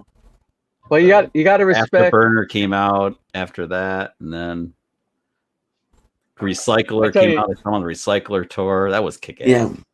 Mhm. You got to respect a 3-man band that can produce a sound like those guys can do, Mhm. and stand on your own with just 3 people inside the band. It's like Yeah. those guys. And you remember the White Stripes, the drummer and the guitar player. Frank Beard? Frank Beard was Jack the guy Black, without the beard. Jack Black, or Oh, you're talking about another band now. Sorry.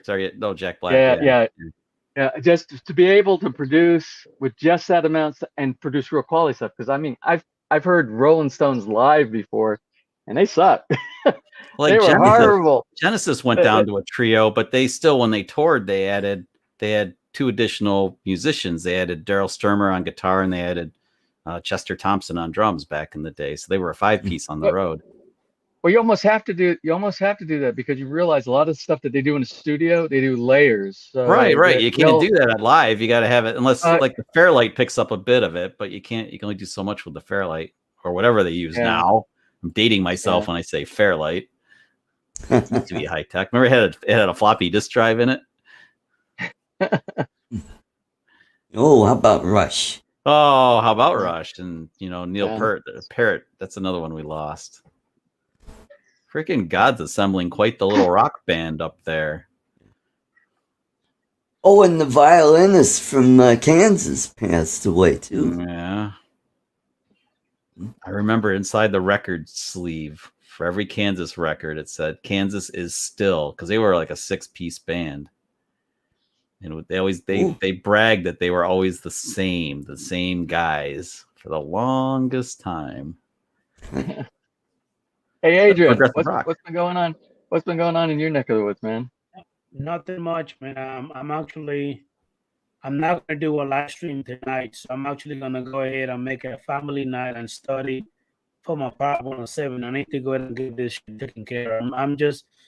I think I'm just taking too long to go ahead and take the test. I guess like something I just don't have the I don't know the urge to just go ahead and study. So I probably need to go ahead and start kicking my ass a little harder. There you go. Just go ahead and get it done. I took a couple of months of weekends in February and March, and then took the test the end of March. That's what I did. I was doing the remote pilot 101 thing. Yep, that's what I did. That's actually really who I'm going through as well. It's really good. Yeah, just go through that. Mm-hmm. They're really good. Yep. I mean, I highly recommend. Yeah, there'll be some zingers on there, but you ought to get through just fine. There's always zingers. Mm-hmm. I know a few people that told me, like I was speaking to one of my friends the other day. He said that he took the test and he thought that he failed, but he got a 73, so he pretty much passed. Oh, that's good. I think he said that you have to have like a 70 or above for you to pass. 70 and above, that's correct. Yep.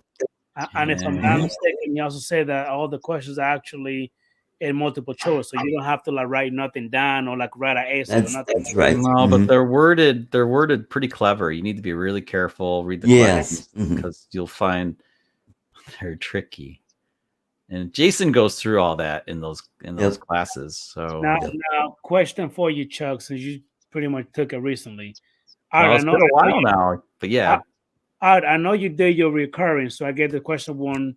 Yep. Into you, but multi Chuck. I mean, you didn't take it recently, but March is pretty recent. You know what I mean? Year and a half ago, March, though. I mean, I took it in March 2020. I almost couldn't take it because of COVID. I got lucky. They had shut the place down, and I managed to get in. And it was just me in the room with the instructor. I took the darn exam. What's going on, Matt? But anyway, I'm almost due again for that thing. Well, yeah, man. I just need. And Chuck, all you have to do is the trust, and you're done. Trust is. You don't have to. Yeah. What do you mean? You still do 107 again, right? No, I think you just do the trust thing now, and that's it. It's free. You don't have to. Don't look. Find out if I'm right or not. But I heard that's all you have to do is take that, and you're done. But the way you're making it sound, Art, is if you do the trust, you don't ever have to do the recurring renewal of your Power 107. Is that what you're saying? That's my understanding. So to read up on that. So how are you supposed to go ahead and keep getting the newest updated card? It's like your driver's license. You can only have it's only for so many years. So it's good for 2 years. Mine expires March. Do you understand what I'm trying to say, Chuck? Do you get what I'm trying to say? Oh, wait a minute. Recurrent is online now. Okay, that's true. And then you also have an opportunity. Thank you, Chris. You can get your night waiver too, which is cool. And trust is only for recreational. Yeah. Right. Okay, I did corrected. I did the trust thing. I have that. That's under my belt. It's all good. So, I mean, the trust test is easy. If you fail that thing, you gotta be a dumb son of a bleep. Well, you can't fail it. They'll make it take it over and over again. I got one section I screwed up a question on. I took it again anyway. You really gotta be a dumb son of a bleep to fail it, because it gives you the answer right there. Mm-hmm. Yeah. Well, the formatting's very much like Part 107 too. Anyway, so it's kind of nice to go through that. But you don't have all that. The stuff that's so tricky on the 107 is learning about things that you don't use on a daily basis, like METARs and TAFs and sectional charts and stuff like that. Restricted airspace, and that wasn't so bad, but it's the stuff like that you're just not familiar with, and then you don't use it as a drone pilot very often. The weather stuff's kind of cool if you use that. Yeah, that'll stick with you. But damn it, all those little itty bitty things about.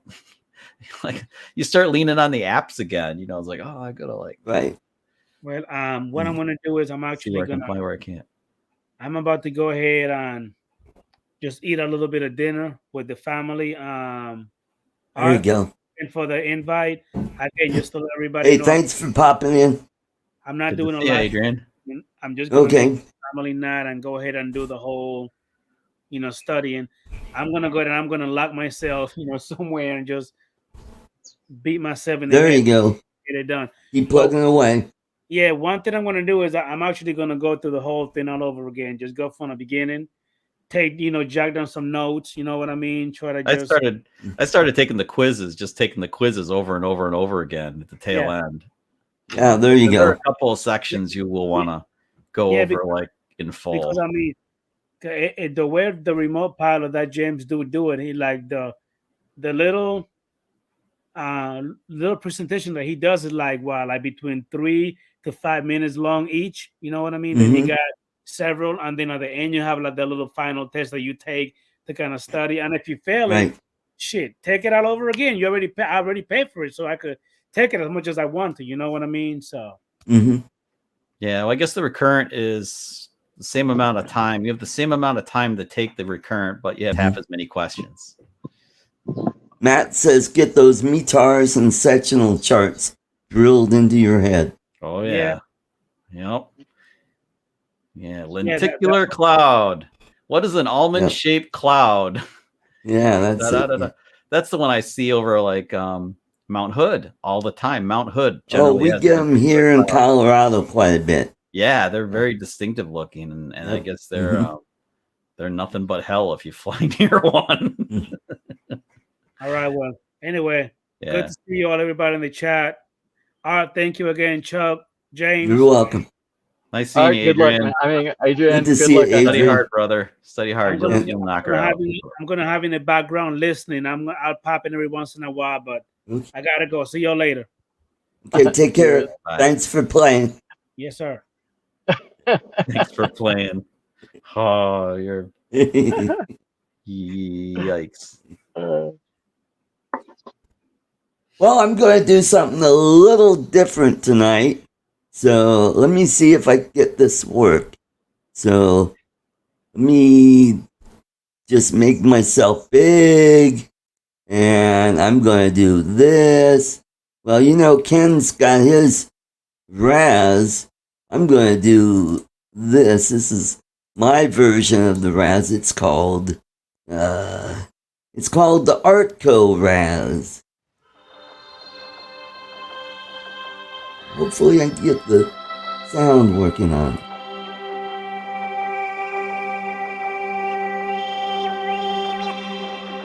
Dang it.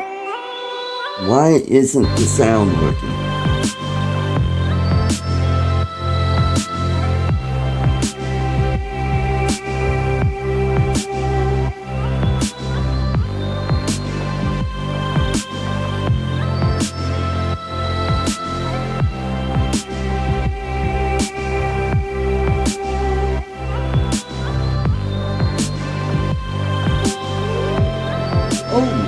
I do have sound. Okay, cool.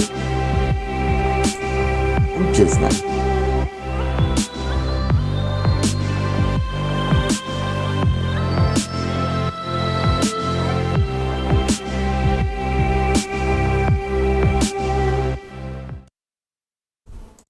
Alrighty, we're back. So how'd you like that? My version of Raz. What was that?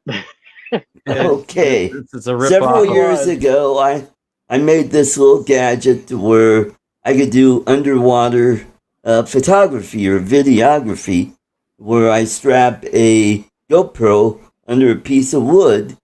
And one day I had this out there and I go, wow, those are pretty cool looking bubbles coming up from the bottom of the pond there. So I thought I'd colorize it, make it look kind of like Ken's version of Raz, only it's just little bubbles, and I added some music. And for some reason, I can't hear it. I don't know why, but you guys heard it. I heard it. Yeah. Oh, cool. Hey, Chuck, didn't you tell me you tried tying a GoPro to the bottom of the wood? No. No. I have an idea for the Osmo action though. Now I have an idea for the Osmo action, and it's nothing perverse. I have an idea of something to do with it now. Oh, cool. Cool. Why not? Uh-oh. Unhappy dog. What is it? Huh? Come here. You say hi to Yeah, everybody? let's see your little muffin. Muffin. Yeah, that's what King calls. Oh, look at that, your muffin. Biscuit. Arr. Arr. Oh, there's Marianne. There's a lazy girl look at that little cutie. This is a very demanding young lady right here. Needy. Very demanding. She's getting spoiled. She's getting so spoiled to where she has her routine. You know, she listens to us eat dinner, and when she hears the scraping of the plate, she knows it's time for her to eat. So she stands at the back door and she barks to be let in, so she can see her food being prepared. Then we bring it out, treat her. And immediately after she gets done, she knows it's her time to come inside the house and spend some time with the family inside. But she's starting to take advantage of that. Every moment now seems to be, if we're in the house, she wants to come inside the house. I'm like, you're a guard dog. Oh. Do I have to buy a new dog to be a guard dog for the guard dog? What's going on around here? She's getting really spoiled. You guys are getting pretty breezy, James. It is. It's actually yesterday it's on and off. It'll be most of the day over the last 2 days. We really had nice weather since that typhoon that went up by China and Japan up there. Since it stopped pulling all the wetness from the sea below us. The last couple of days have been really nice, but we get these spurts of this breeziness here. But it's good. It feels good. You need it every now and then. Good. Actually went in the pool yesterday because we've had 3 weeks of hellish weather here with the monsoon and the typhoon and everything going through here. Yesterday I went inside the swimming pool for the first time probably in about 2 weeks. Wow. Real nice. I learned a lot, I got to tell you, and it's something I got to talk about because anytime I learn something, I said ours is a teaching channel, DIY and stuff like that. I'm learning more and more and more about this is my first swimming pool, and there's a lot people don't realize there's a lot more to keeping your pool healthy and maintenance, not maintenance free, but the lesser amount of maintenance based on a lot of different little tips and tricks and chemicals and things you put in there. Most people think, oh, all I got to do is keep the pH right and throw some chlorine in there every now and then. I'm learning there's a lot more to it, and we'll be sharing that. Actually, one of the things I did yesterday for the very first time, there's something called total alkalinity, and that's when you think of alkalinity, you think about your pH. It's either acid, alkaline, the water inside there. But even though you're trying to maintain a proper pH inside there, and it looks right, and when you do a test with it, your total alkalinity can be off. So yesterday I had to throw in some, basically, baking soda. That like the Arm & Hammer kind of stuff, but they make it for swimming pools. Just costs more. It's sodium. I don't know if it's sodium bicarbonate or sodium. Yeah, isn't that still baking soda? Yeah. But I did it for the very first time because I have that fin system that does the automatic monitoring using my you made a replaceable battery system. Yeah, I made the replaceable battery for that. But when you look at it, it only shows you two things on there. It shows you your pH and your chlorine. But what you can do is they have these strips. It's the same. If you buy those test strips, they'll do like 6 or 7 other tests pH strips and all that stuff. Yeah, and it has to do with the good chlorine, the back total chlorine, all these different things that are inside there, your water hardness and all this kind of stuff. Well, it finally started working. I think that was one of the big things that I kind of slammed Finn for at the very beginning, is because your software wasn't working right. But I don't know if they did something, they made some changes. But now every time I do the test and I use the camera to capture the picture, it goes through and it does analysis, and they send me a report back.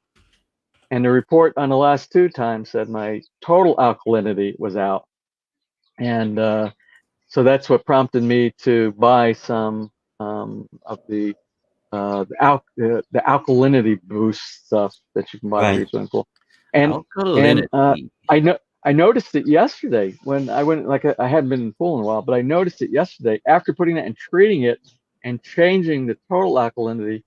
The water felt purified. There was a different feeling of the water. Because when you swim, water gets in your mouth and everything like that, and it just tasted super clean using the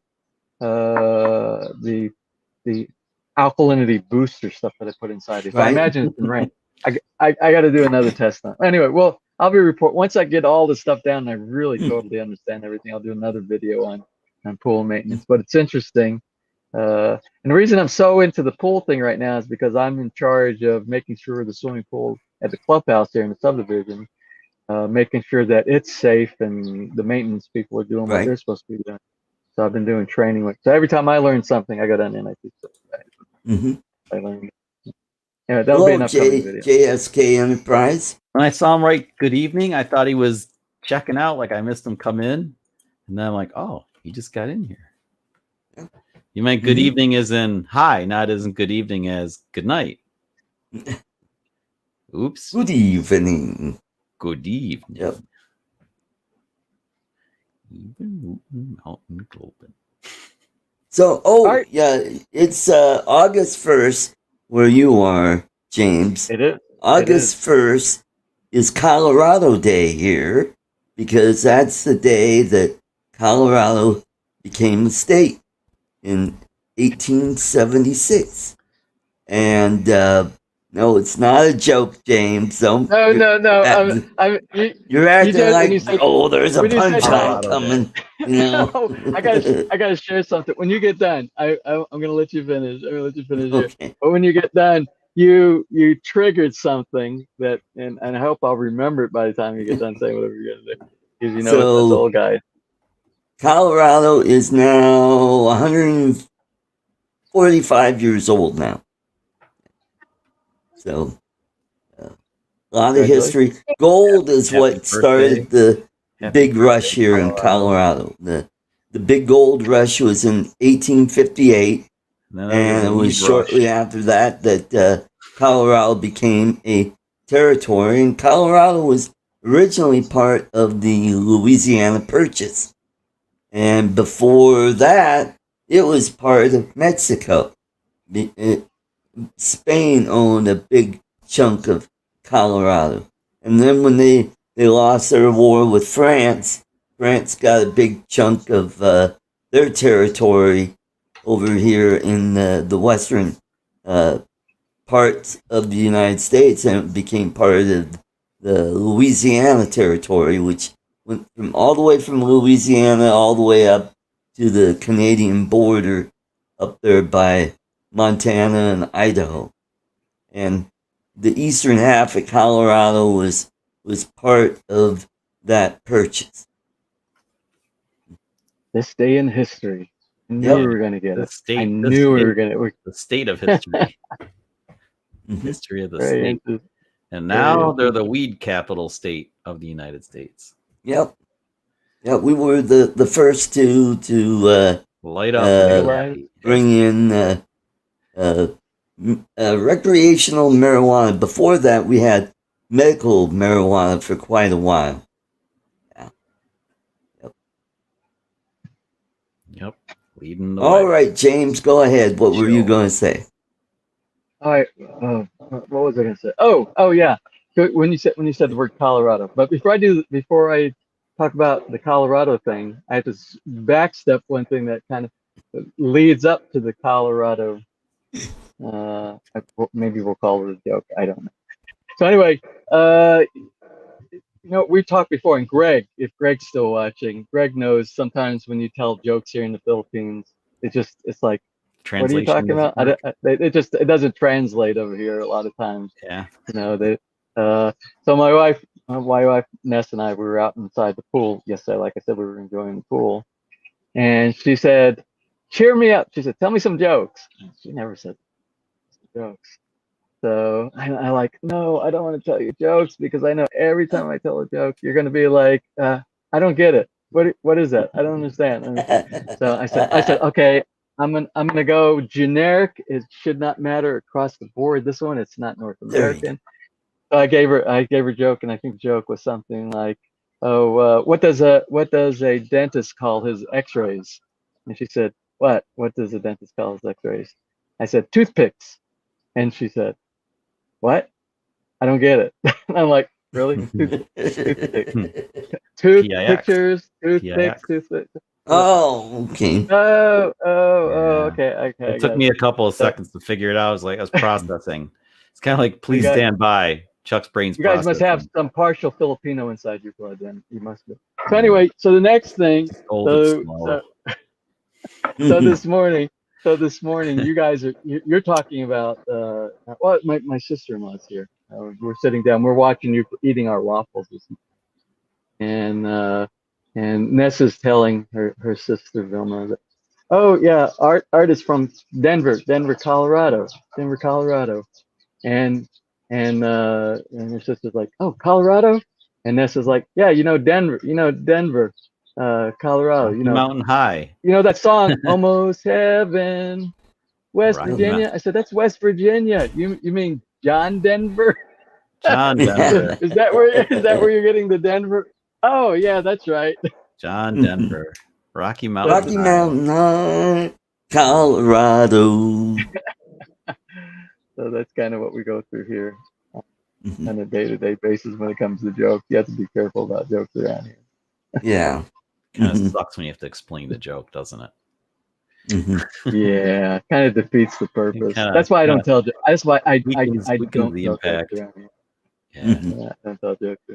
It's like on Thursday. Every Thursday is our Rotary meeting, and we've been doing since the pandemic. We do the Rotary meetings online on Zoom. We do Zoom conferences. So we have the opening prayer.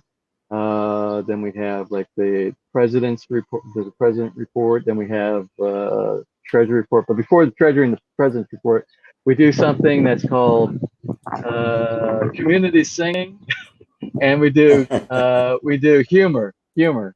There's a section. Everybody's responsible for a section, and for some reason, I always get my name on the list when it pops up. My name on there is always for community singing, and since we're doing Zoom, I have to bring the guitar in front of the screen, and I have to play a song.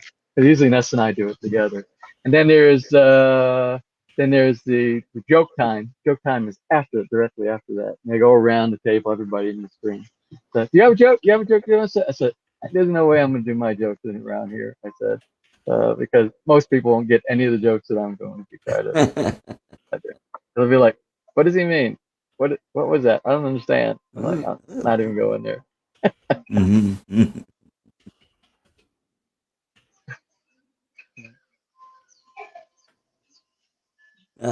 Yeah, you know what, Chris? That's a good point. I last time I was over at the Enstrom's house was a couple weeks ago, and we were talking about that. And that they wanted to advertise on my channel, and I thought about that. And I don't think that's how it works with YouTube, because Google does all the advertising. They're the ones that sets up what ads go on your channel. Like if you're talking about certain items, then They pick they up kind on of it and Yeah. they fine tune to your Right. audience. They want to market because they figure Well, I you're yeah, think- like watching your channel for I extra stuff. think you can actually do. I think you can do it, but you have to declare something on there, because I received something from Google that said, and I blew it off. I don't remember all the details about it, but they were asking me questions about if I was doing ads and stuff. And I think when you validate, when you go to validate, when you push your video up and you got to go through all those questions, is this Right. appropriate if you're monetizing? Is it appropriate for this? You have to do it does even it when you show don't any of- monetize. I still have to do Right. all that Yeah. crap. I think Mhm. there's My one shitty thing little inside there. channel has to do all that stuff. yeah, so there's a thing about if you're advertising for somebody. If you're advertising, and I think you can do that. I think you have to declare something. There's some technicalities or something. I did see that on mine too, James. Right. Yeah. I don't read Mhm. too deep into it because I don't do anything like that. I have these people approaching the channel all the time, saying, will you run this 30-second clip for us on your channel or things like that? And Right. I just said, I say we don't do that. So I'm hoping that they'll go through the normal channels, like go through Google and things like that. Yeah. Maybe it's all legit and you could do stuff like that, but I'm just not familiar with it. Right? Mhm. There's a lot of sketchy stuff going on. YouTube in itself can seem quite sketchy at times. Well, you want to be careful. You want to be cautious because Google on the YouTube channel, they're very powerful. And if you do something wrong, they can quickly shut down your channel. And you know how long Right. you took to establish it and set it up and do Yeah, all they'll the go. paperwork? Yep. Yeah, they could do that so quick, and you just have to be real cautious about what you're doing. But I will say they've Metro gotten better. Drones, welcome. Thank you for that super chat. Let's see if I can do that. Did you guys hear it? Nope. No, Ooh. Oh, dang it. Now I gotta go all the Is it way a down cha-ching? here. Yeah, Normally cha-ching. Did you hear it? there Yeah, it that is. time we did. There. Oh, maybe there's a lag, I guess. Okay, thank you, I Bill. don't Good know. to see you. Yeah. So, anyway, while we're on this topic, Ken Heron just talked about predatory companies that want to use your video. I saw. You know, they're talking about, oh well, we'll give you more views if you allow us, and they give you this this contract, and you look at it, and it's like, really, you know, there's so many hinky things, and it's like you don't want to. No, don't do that. Yeah, they want to be away. affiliates of you, and all. I get those all the time Walk too. away. Say, Run, not walk, Yeah. run away. Chris Wedgeworth is like lots of channels add links, but yeah, you can be associated with Amazon and stuff. Yeah. You can affiliate with Amazon, and then if you link up. Well, I think Amazon stopped doing affiliates now. Did they now? I never did it, but did Because they I was thinking about, you know, because I was doing a review on the power banks, and Amazon? somebody got a hold of me and said, "Hey, would you? We'll send you this shaver if you do a review on that." And I'm like, that's not that kind of channel, you know. Well, and I'm not talking about Manscaped like that, where like they want you. Yeah. Well, we actually do that. We do that, and we declare, and it's things like somebody, and it has to be appropriate for the channel. That Right. is something that our audience would be interested in. So we've done things like they've sent us like articles of clothing, like tennis shoes, the beach shoes, the ones that have the holes in the bottom where you can walk on beaches. It's a wet shoes, I think they call them. And we've done that for companies before. So I evaluate when anybody sends me a offer. It'll be Right. like an offer. If we send you this, and what I do, respectively, I send back that I said, I'll either let them know if it's appropriate for our audience or not.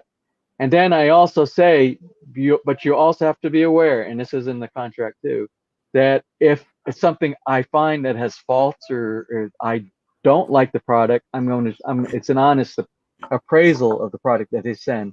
I tell the good, bad, and the ugly, and they have to accept that. And Right. they always have. And then I'll do a product review, and that's all I get. I get the free sample that they send to me when I do that.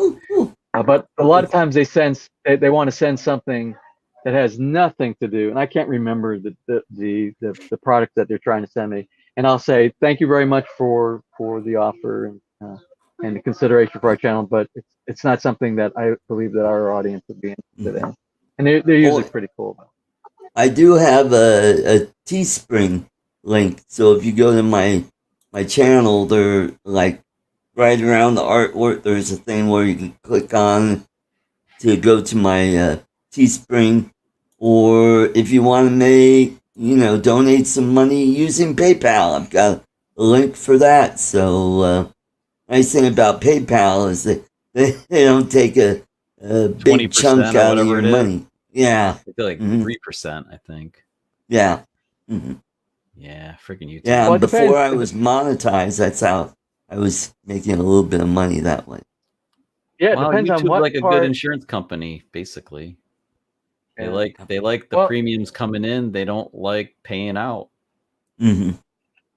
That's Well, how you I make just got a money. notice. I don't know if you got the notice. I just got the notice from Google this week that it said if you're doing business, if your channel is based, and they showed all the different countries. They showed like the UK and Turkey and all these different countries, and they say from here on out, Google is going to start deducting, and it's based on the country. And I think the one that was the worst, the highest, I think was Turkey. I think Turkey was 6% or 8%. It was 6, 7, 8% is what they were doing. But each country was different. But they're taking, because they said, and it had to do with ad revenue. They said what Google was doing, I guess, was they were paying for that, and they were taking the losses on that. They said now they're going to translate it or move that over to the person who's doing the videos, the Right. content creator. So Right. did you get a email on that? I don't know if you got that or not. I don't know. Yeah, I got Not it that I was could this week. recall. Little dude. But I'm not in any of those countries that they Yeah. are talking about. But it Mhm. doesn't affect me. But what I do like that Google did last year is now they mandatory. They do it. They take out whatever state. If you're in the U.S., if you're in the United States, they go ahead and automatically take out your state taxes based upon what you were registered from. Okay. They didn't do that Right. before, so it was Right. for me. It was always zero. I always had and then when it came tax time, whatever revenue that I made over the year, I had to pay the whole thing at that one time right Right. there. Mhm. And I wasn't doing the smart thing, which a lot of people they always put money aside. Right. Oh yeah, tuck it away for that. James, your sound cut out. He just cut out. Yeah. Yep. Now he's muted. He's muted. Yep. You're There muted you for some go. reason. Oh, you got to unmute yourself, James. Yeah, you're muted. You might be able to unmute him, Art. Yeah. There you go. That Yeah, was it's these weird. weird. It's these AirPods. I heard them both disconnect. Then they reconnected on their own. Maybe the battery needs charging. I don't know. Uh-oh. Another battery charging thing. Hello, at Johnny least Drone Flyer. Good to see you. At least I got Johnny? good. Johnny? I got good network connectivity with you guys today. Mhm. It is pretty slick today. It's not like, well, hell, last week I was using LTE. That was horrible. Oh, you had. That's right. You had the problem last week. I had it the awful. week Yeah. before. Well, Yeah. then because I was using LTE, you can do like data management for the LTE to kind of minimize the impact. And so I was trying to talk to Keith in Thailand using WhatsApp and things like that, and they weren't working. I couldn't figure out why, and it's because I had data saver on. So it was shutting down. The minute I got beyond Wi-Fi, it's gone. It took me like 2 days to figure that out. It was pissing me off. Right. Anyway, yeah. Just running LTE was horrible. All right, I want to ask you. I meant to ask you this because I think you do at least two shows. You do this. You do your conservative talk show, and I noticed you sent out a link this week. You did something like in the middle of the week, like on a Wednesday or Tuesday. Well, it was Wednesday. I was wondering about your that too. time. It was Tuesday here because I just wanted to experiment and see what would happen if I did a show on a different day. So I just that wasn't threw up a something live stream, and I think it got a handful of people. And yeah, I don't remember why. I was well, you were over at James James Boyd, Above and Beyond Drones. That's because right. I thought he wasn't going to be on because, he's kind of tardy. He doesn't send out the links till the last minute sometimes.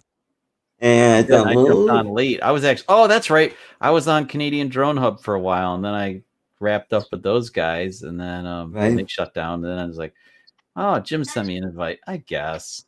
What the hell? Everything's on. Might as well. Yeah. I thought it was odd. When that came through, I'm like, oh, is he moving his show to another time slot or anything like that? Because I got to tell you, and for me, for here, this is the best right now. This time slot that you have on this day for you, this day for us over here in Asia, this time of day, I think this is the best time slot that you have right now if you want to get global participation. I know it's slow right now, but it will grow over time. I think this is the best time because this is I wanted to do a live stream, and I'm trying to pick out what's the best time, but it competes with you. So I'm just sitting back. I'm not doing it because this is the best time, because you got to realize this is Sunday morning in the Philippines. Right. This is Saturday evening in North America, and the time period that you have is a time when families get together and guys who do DIY, they're kind of doing their thing on a Saturday night, and they're looking. It's a perfect time slot because when I launch my best over the analysis, Google does a really good job of sending you analytics, and my best time slot for the people who watch me is in your time slot from about 6:15 in the morning, about 45 minutes before you air on Saturday night. That is the best. That's why you'll see I launch a lot of my videos. You'll see they come out at 6:15 Eastern Standard Time, which is 6:15 p.m. Saturday evening in the U.S. So and that's the weekend market, so we get the most. Right. So I'm like, oh man, I want that slot. So if you ever decide to move, I want your slot. This is a great time slot right here. Yep. Wow, my channel. I don't know if you heard James, but a couple weeks ago, playing the numbers. Johnny's right. James playing the numbers. That's right. We can just steal the time from Art. He can't stop you. No, I won't do that for Art. Business. Art and I've been just Art and I've been friends for way too long here. There's no way. I could get into something you talk about tomorrow and say a certain guy's name starts with the letter T. You wouldn't give a shit. He just do it. Works good for me. Not so much for Art. All right, I'll stop right there. Stopping there. Saying. No, hey James, Mel, you're a good good man. to see you. You're a good man. But actually, it is true though, James. Your audience is significantly different from Art's, though. I mean, really, Right. The DIY thing and there's overlap. There's overlap because we have a lot of friends and people that are in drones and DIY and stuff. But right, there's pretty good diversity there. Well, I want to do a live stream like what we're doing right here. I've dabbled in it before, I've done it a few times, and I think and using the StreamYard right here is very easy to do this right here. Is that nice? But I want to do the live stream, and the live stream I want to have because I get so many questions about who Art is a hitman. Yeah, that's right. So is that what you're smiling, Art? You saw that comment coming from Johnny. Nothing personal, just business. Al Pacino. Art Pacino. Make me an offer you can't refuse. It's like the Godfather. Someday, Yep, do a favor for you, and someday you will repay that favor. Someday you'll repay that favor. So nothing personal, just business. Yeah. That I want to do the live stream because I get too many people that are asking the same question over and over and over and over again. It would be. So I want to open it up. Q&A thing. Yeah, I want a forum, and then people live they can ask these questions because the answers are in all my videos, but we have like 800, 900 videos. I don't know how many videos we got. Wow, got a lot of videos. Something cooking now. And I don't have I don't have them indexed. Say hard, it's cooking now, man. Maybe I'm doing better. I better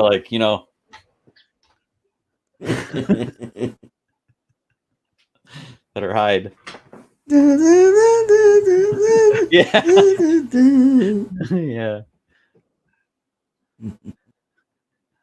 Wilbur. A Biawa cat underneath my pillow.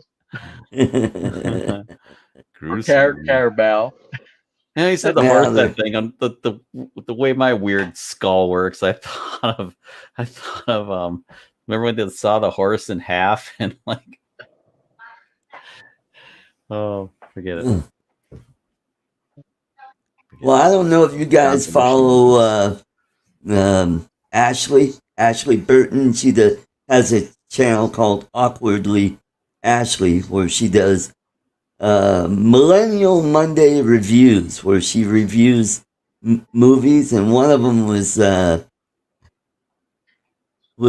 Godfather. Yeah, no, don't watch her. She did not dig that movie. Yeah, who cares? I kind of, yeah. I mean, who cares that she didn't dig it? She's a millennial. You gotta expect these things. But she's funny sometimes. And some of the, she did, what was it? Fried green tomatoes. And she got all, choked up and really got into the story. And it's like, oh, Ashley. How do you show movies, though, like that and not have copyright strikes? That blows my mind. Oh, because how do you do it?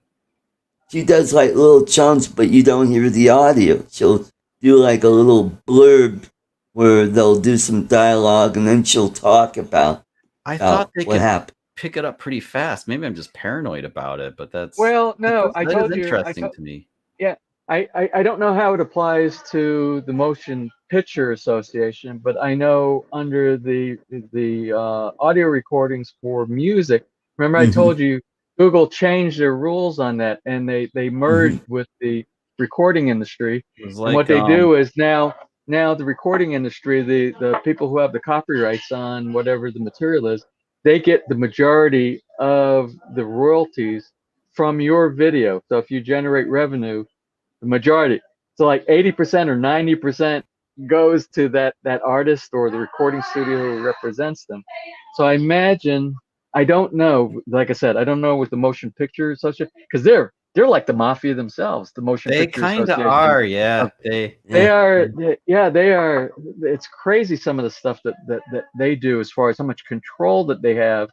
But I think if they haven't done it already, like the music, the music people, they're missing a big opportunity because it's going to go out there anyway. And the money that, especially if you get people, if you get 100,000, 500,000, a million, 1 point something, 3 million, 5 million. Do you imagine how much money they could generate just off of clips in the background? And it gives them free marketing exposure. Now people are interested. They want to go and watch that movie. Then they pay again, because if you do it with streaming, Yeah, that's they're how double dipping. Yeah, yeah. So if they haven't done it, and I suspect they've already done that already, then it's something that I'm sure that they will move to. But I would probably say there's already something like that, because we've been thinking about doing that here. Remember we talked about this in the past about, remember that Science Theater 1000 or whatever that thing is? Oh, Mystery Science Theater. Science Theater, yeah. Yeah, with you got you see the silhouettes of the heads of the people sitting inside the movie theater. One's a robot, one's a human, and they're making jokes back and forth. I keep thinking I would love to do something like that, to sit inside there and do. I don't know, because most of these movies are like an hour and a half. I don't know.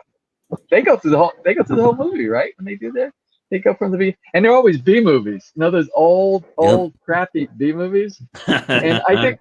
And that gives them more material for them to do, make funny comments and stuff like that, because they're horrible. Some of those movies are really, really horrible.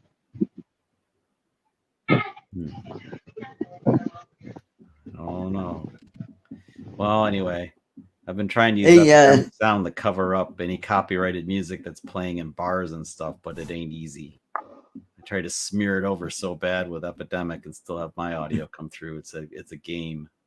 Yeah, it's tough here too, because I run my day when I work in the backyard back here, in the garden and everything like that. I have the yard speakers running all the time. We stream from Amazon.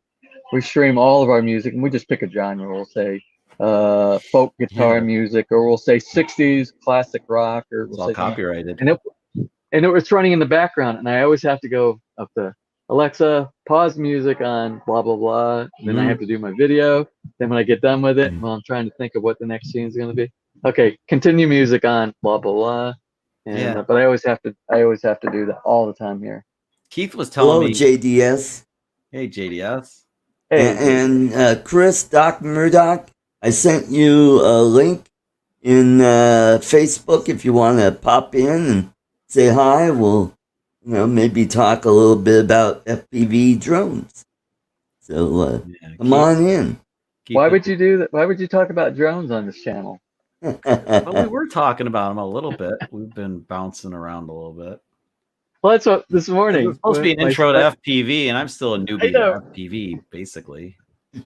That's what this morning we're eating the waffles here this morning, and my sister-in-law says, "What's this channel all about?" Well, I said, it's supposed to be about drones, but you guys weren't talking anything about drones when she was listening. See that right there?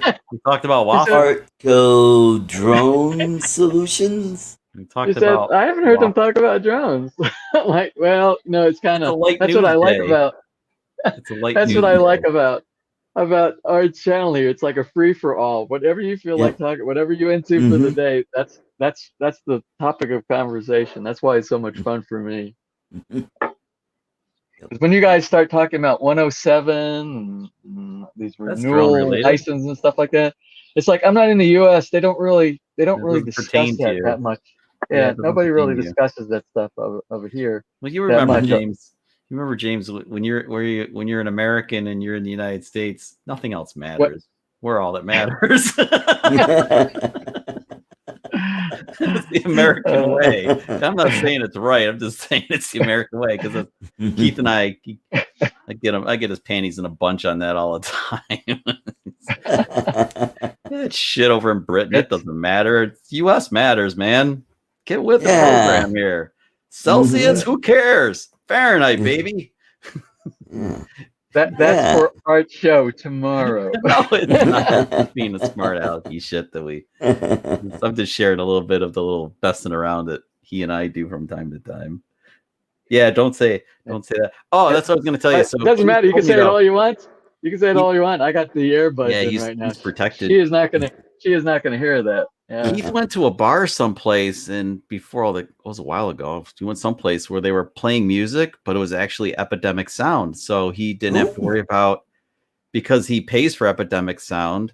He didn't have to worry about censoring anything in his video when he was vlogging with his wife, which was pretty cool. I don't know if I've seen a bar that does that anywhere here. That's cool. So you're making these drone videos, you pay for Epidemic Sound, and you have to be. That's what I use. Convenient. How well the rest of it's crap, right? Because it's not crap.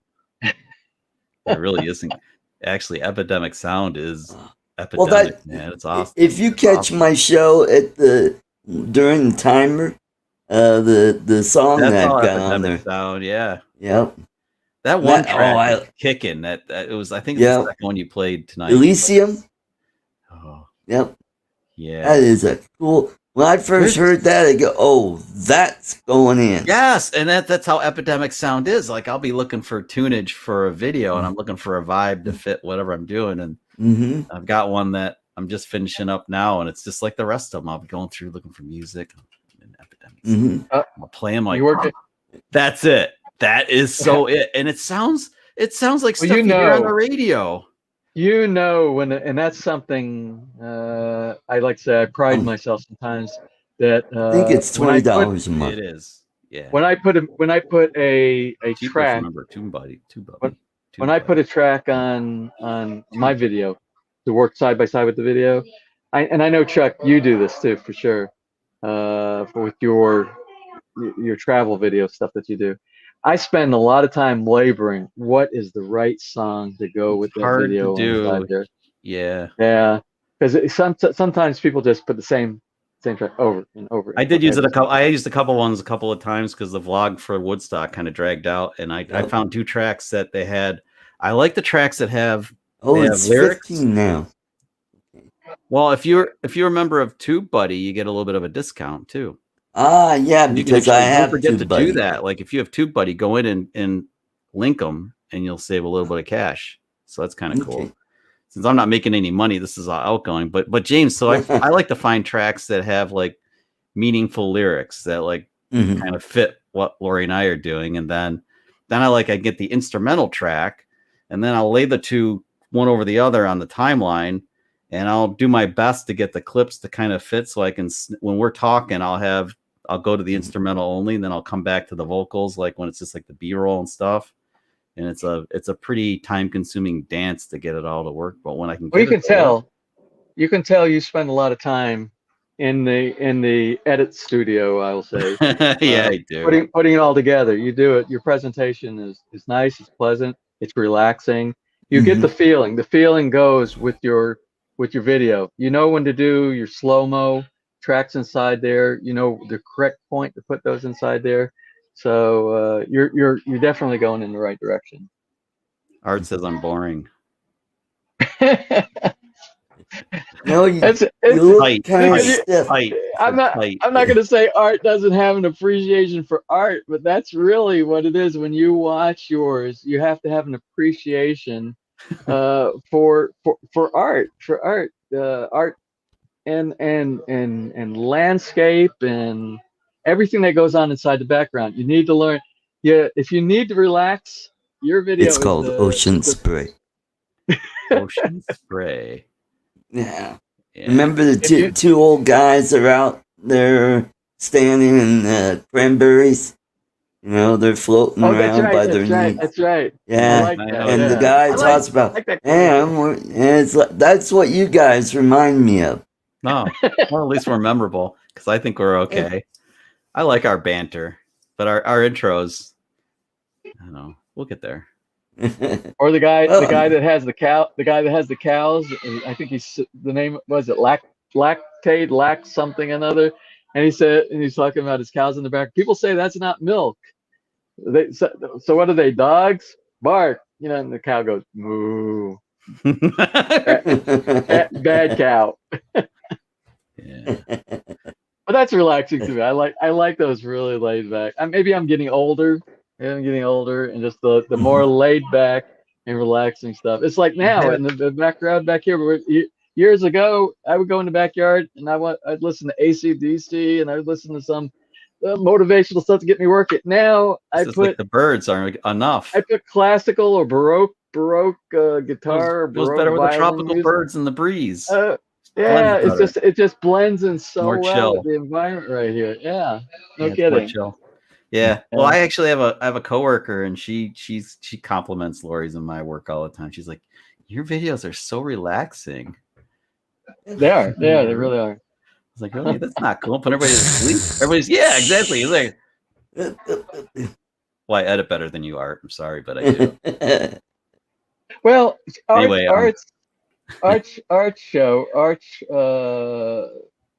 the way he does things, it's totally different from your, because it's just like a travel log. That's what it's like. It's really like a travel log. So what he's doing with the live cast and everything that he does right here and the drones and stuff, it's totally different from your type of presentation. And they both work. They both work there, and they work in different areas. Because doing on his show would never work the really slow and relaxed. No. It's just, it would not work with this type of a venue right here. So, and the same thing on I'll yours. put everybody to sleep in here now. Just let everybody the chat will stop because I'm like, Oh, you've accused my channel of doing that to you plenty of times. I push through and watch a lot of your videos though, but but the problem with me is I'm not always interested in your topics, but I'll push through them. But the stuff that when I am interested though, James, just like anybody, when you're interested in it, and that's why people subscribe and stuff, it's like, wow, this is really cool. Like you're tearing the TV apart. I thought that was really cool. I was watching fix the TV because that's something I could see myself doing. It's like, I could do that. I could get the new LED strips. Yeah, I could do that. And then when you laid it down you had it all set up so you could tear it apart and have it come apart in layers and everything. And but I gotta tell you, Chuck, I really enjoy doing those DIY techie, tear it apart, something that most people don't do, but this is what the inside of this looks like. I really enjoy doing that. But I got to be totally honest with you. They take a lot of time though. I know they do. They take a lot of time. I know. Because you can't. What we see, and that's true for anything, the stuff that Art does, the stuff that you do, the stuff that I do. It's hard to imagine how much time it takes because you got to go through each step. You have to video record every step and the narration and everything. And sometimes you have to do stuff more than once because it's like, it didn't go the way I want to go. So you got to do it all over again. And that's true for what Art's doing and what I'm doing. Like Lori and I, we'll be walking in the woods. I'll have to set up a camera on a tripod because I'm like, I want to capture this moment where we're walking, and I don't have a camera guy. So like, okay, set the camera up, and then okay, Lori, come back over here out of frame. And then we're gonna do this. We're gonna walk by just like we were gonna do anyway, and then go back, get the camera, go pick it up, bring it back. And that B-rolls. Actually, the outtake. That's the part that's a lot of work, and I'm trying to do more of that with my fishing channel. And I just bought one of those folding wagons, and I got it set up to where I got the Osmo Pocket camera girl. Yeah, there you go. The Osmo Pocket is Osmo Pocket is incredibly powerful. Oh, I love that. Great. And like I use that for my intros when I'm introing the show, and it'll lock right in on you, Art. If you vlog with it, it'll lock right in on you. keep you. I use find your the face, GoPros. no matter where you move Right. it. It just keeps. Hmm. Yeah, it's really great for one person. For two people, it's kind Yeah. of a pain in the ass because there's not a wide enough field of view to get like you in a say Right. like Right. Lori. It's a problem. So I need the But wider check angle. out my video on my review of the solar power banks. I did something really special for that. My intro is so unique. What I did is, out back, I've got a playground out back. So what I did is I set up a GoPro. You know how they got a ladder that you climb up to go on the slide? Well, I put the camera up there. And you see me climbing I up knew the you did. camera. Yeah, I I go, knew you used two cameras. Yeah. and I said, "Oh, hi there." And it looked like you see me getting in, and then all of a sudden you see the bottom. We got one of those port screw slides, so I come I down got the the slide camera after, down at the bottom, and I come down and I go, "Welcome to ArtCo Drone Solutions." Yep. That's I saw that. that's being a director on the cheap when you're a one-man band. You got to It's do all rough. that stuff. Yeah, You're the I had, director, the producer, the the hell did I- cameraman. I used 3 cameras when we were at that rental place. We were at that VRBO up in the Catskills, and Lori opened up the loft, and then I went up into the loft, and I had the action on my head, and then I had 2 Osmo pockets going, so I could like bounce from camera to camera to camera to give it a little more interest. But it's Cool. a shit ton of work though, and then you have to cut it all, sync up everything because I want all the audio to sync up, so it's like real time when you switch. Mm-hmm. Like it was cool. I mean, it was a challenge to do it for myself. Basically, it's always a challenge. And Keith told me to ease up on that stuff. He's like, Chuck, don't use so many damn cameras. He says, just focus on getting good stuff. Don't worry about all that.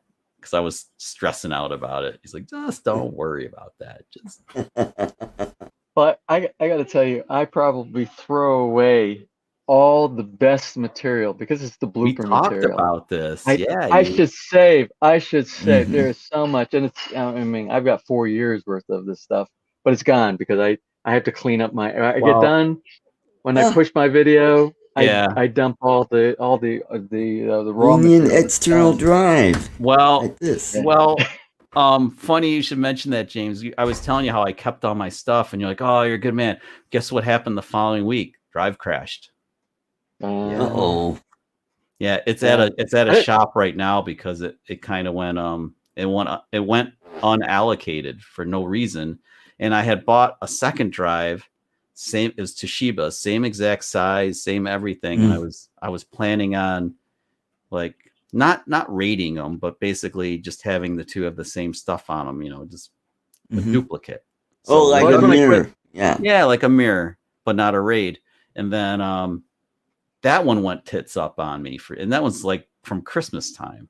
So I was like, okay, I still have the other one. And then was that a mechanical drive? Yeah, they're spinners. Okay, here's what you do. You put it in a plastic bag, put it in your freezer. And then the next day, you just kind of let it thaw out. I've done this. It works. I've taken drives that I thought were crap, and I did that, and then it's like, holy crap, it really works. It's not the bearings or anything. It's not mechanical. It's like firmware or something. Anyway, so this dude, the guy I used to have help me out with silly stuff like this was an old high school buddy, and he sadly passed away in December. Ooh. Yeah, he was this guy John Gilman. He was a really good guy. But anyway, so now I'm using this other dude that I found in the city of Syracuse, and he seems pretty straight up. We talked about this around 4th of July weekend, and he has my drive right now. So please, we'll see how it goes. Hopefully you'll get going. Because all my stuff that you talk about, I told you I have all that crap, all those outtakes. They're hilarious. I mean, this is stuff I have from the last couple of outings with Lori and I from just from last month is pretty funny stuff. I hate to lose all that. I thought Art was going to say, then you take the hard drive out of the freezer and you add 2 parts of dragon fruit. and remember, the special ingredient is that 1 cup of the Greek yogurt. And then you mix it all up in the blender, and it will all be good. Well, I don't really care if the dude charges me money to put it in the freezer and gets it to work. I don't give a shit. I gave him another drive that is wide open and new, and I burnt it in for a couple weeks. That's why I waited so long to talk to him. I basically burnt it in the cradle, let it run, spin and spin and spin, and make sure it was holding dead. And I gave it to him. So he has a drive to move everything too. I just don't have the resource. After my first drive went bad on me, that I was doing all the Oh, it's horrible, isn't it? It's the worst feeling ever. I had like 300 videos of all the original builds here. So I have things that never made it in the final cut, but it could have been material that I could have used later on if I'm troubleshooting something always around the that house. stuff. Yes, and I lost. After I did that, I said no more. Whatever the final that I upload to YouTube, that they're going to be, because they have backup servers all around the world. Well, it's good. But I'm not doing it. And plus, now that I went from 1080 and I went to 4K, all of our material now is 4K high definition. Bigger, more files. Yeah, there's no way that I can afford the storage solution here locally at my house to be able to do all that. It's not. It's not worth it. It's not worth it. I was thinking though, maybe it's better to have, if you could buy spinners, you could put like a year's worth on a spinner and then just tuck them away somewhere with a label. Okay, this is 2021, this is 2020, this is 2019, and just have them you know what I mean? Don't worry about filling up the drive. Just like a 4 terabyte drive or a 6 terabyte drive is probably all your raw material for a given year. And then just library. There you go. Because they're spinners. They're not going to go bad. They're just spinners. Just set them in a nice low humidity place and let them set. And well, I don't know, man. It's a bummer. The only thing I'm going to the only thing I'm going to do for a backup solution now is I'm going to. I think I really need to start saving. After I get done with my final edited solution that goes online, I want to save the extra material that I really get, because there's a lot of funny stuff inside. Oh yeah, I know, because I'm sure you not see, like I watch you guys, I'm thinking there's a lot of funny stuff on the cutting. There is so much stuff going. Yeah, there is so much stuff going. As a matter of fact, did you see the last one that we did where she and I? It was just the ice cream one. The ice cream. Yeah, the ice cream one. You're talking about. I gave a great idea away to like the ice cream manufacturers. You should make that ice cream. You should get a. Don't tell me you don't have an ice cream maker. Like you have the electric one or the crank one even. No, I don't. I don't have. Oh man, you should totally make. You should totally make the ice cream. Yeah. Come on, you're halfway there. Really. You got it up here. You can do it. I don't know if you noticed at the very end, because usually at the very end of the video, we'll say, whatever, have a blessed day, bye, boom, it automatically cuts to our outtake, right? And then, but that time I walked away from the camera, and you see me walk away from the camera. Ness doesn't know the camera's still on, and she's just diving right back. That ice cream drug fruit, so she just dives right into that again. I asked her, would it embarrass you if I left this inside this little section right here at the very end? I think it's so cute. Where she's eating like she just got out of prison. That's my friend used to say. So you're eating like you just got out of prison. He was like Homer Simpson. But she was enjoying it so much. I said, I'll leave that. But that's not the fun. You should see all the the hilarious stuff that's inside there. And I said, I bet you we would get more hits, more views from the outtakes than we get from the actual stuff. So we're gonna have we're gonna have to start keeping a lot of that stuff and do maybe a weekly or a monthly blooper reel. Just one blooper reel, something like that. Mm-hmm. I think that's a cute idea for almost any channel. It's really fun. Any channel, every channel should do that. They should. Well, a lot of people, what they do is they say do it during the credits, even like it's common to put. Remember, Burt Reynolds movies always had the bloopers like. During the I love that. I love that. The smoking the bandit at the very end. That was better than the entire movie. Cannonball Run. Stuff you could do. These are things you can definitely do, and then people sit through the credits because the credits are so entertaining. Yeah, I always look forward to movies that have the bloopers. Now they've got me sitting through the credits, like thanks to Ferris Bueller and stuff like that. I'll wait through the credits. It's like, what's at the end? Is there an Easter egg at the end? I'm gonna wait. Mm-hmm. Meanwhile, everybody else clears the theater, and it's just me and Lori sitting in there relaxing. Like, okay, and then we just want to get up and leave. We just get up and leave, and the dust has settled. Yep. Yeah, you should do that. We should all do that. Yeah. That's good stuff. Yeah, everybody's. We will do that. We will do that. But I got to get started on it. It's because a lot of times I'm exhausted by the end of an edit. Well, I can tell you, I know for a fact, James, if you're creating videos that are usually between 15 and 20 minutes long, because you go into such great detail and everything, that if you take as long in the editing room as I do, it's about an hour a minute.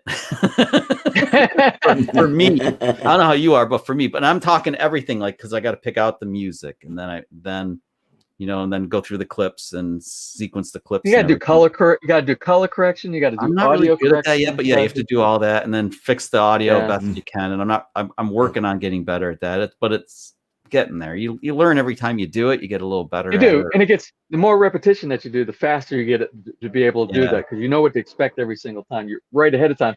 A lot of times it depends on if I'm in the setting and I have like 8 clips in a specific location of the yard. On iMovie, you just take all 8 of those clips, you highlight them, and you do a color correction. You can do a color correction, or you can see if you can press I can do that too. The whole timeline. Yeah, and then you can reduce, like if your audio was too loud or your audio was too low going inside there, because you can look at the scale on there, and you can do that with DaVinci. The same thing. You can when I'm doing color grading, I can copy, if, like you said, if I have a bunch of clips that were taken at the same time, same device, the lighting's the same or very similar, I can cheat and do that. I can take the one clip, copy, then. You can do things in DaVinci with the type of material, your travelogue type of stuff. You could do things that are cinematic, because you can focus it, which you can't do in iMovie. In DaVinci, you can focus on a specific target area on the screen, and you can enhance color. You can do resolution. You can do all these weird things. And I haven't even touched doing that yet, but yeah, you can do that. You can't do that in iMovie on what I have, but and that's a learning curve too. I need to spend some time with some people who know that. Maybe I might even have to take a class. I need to find there must be a class that I can just physically. YouTube, man. Everything's on YouTube. Everything is on YouTube. Yeah, I know, like Casey Ferris. Casey Ferris is my go-to for DaVinci mostly, because he pretty much goes through everything. Whenever I'm looking for something, it's like, oh, I know I can do this. How do I do this without reading the 1,700-page manual for DaVinci? Yeah. And I go and Casey Ferris has it. He has or one of the other dudes on there that's not quite as big as him. That's the problem with YouTube. That's the problem. But the problem is there's too much. There's so much material out there covering a topic that you're trying to learn. What I find is exactly what you said, right? That sometimes they get too detailed. I want to cut to the chase. I want to be able to do the specific task as this is the opposite of what you make video-wise. So I know. It's so funny hearing this from you. No, it's really not, because when I do my detailed video, I am immediate from step 1 to step 2, step 3, step 4, very quick, very detailed on those.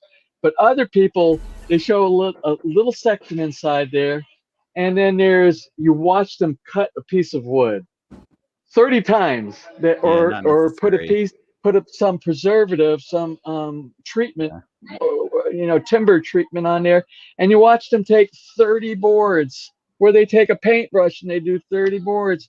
I don't want to see that. Show me one board. Show me how you did one board. Immediately go to. That's what I do. I show you. Tell them, James. The stuff that you need to know without all. What I think was that all the repetition. And if get to the point. And if I have a repetition point, I do that fast, that real speed where I compress. 7 minutes worth of stuff into 12 seconds. The time lapse. I do that. So that's the difference between the way I do things when I'm talking about when I'm going to look. And I'll give you a very a case in point right here. Is we just got done. I told you we do the music section at a Rotary Club. And then sometimes somebody in the Rotary Club will ask for. Steelman's gonna. Cliff notes. Cliff notes. I try to do the Cliff notes. That's what I do. That's what I try to do. It's hard though, because you want to have, like, like, and I know you know this, you already do it, but you need to have. But I want to be comprehensive. Right. You want to keep all the Mhm. you want the little, because the devil's in the details. You want that stuff in there, but you Exactly. want to keep it nice and clean and tight, so it's efficient time wise. You want it to be efficient. Mhm. Yeah. So what I do, one of the point I was yesterday, or no, it was Wednesday. It was Wednesday because our Rotary meeting is on Thursdays. Chris.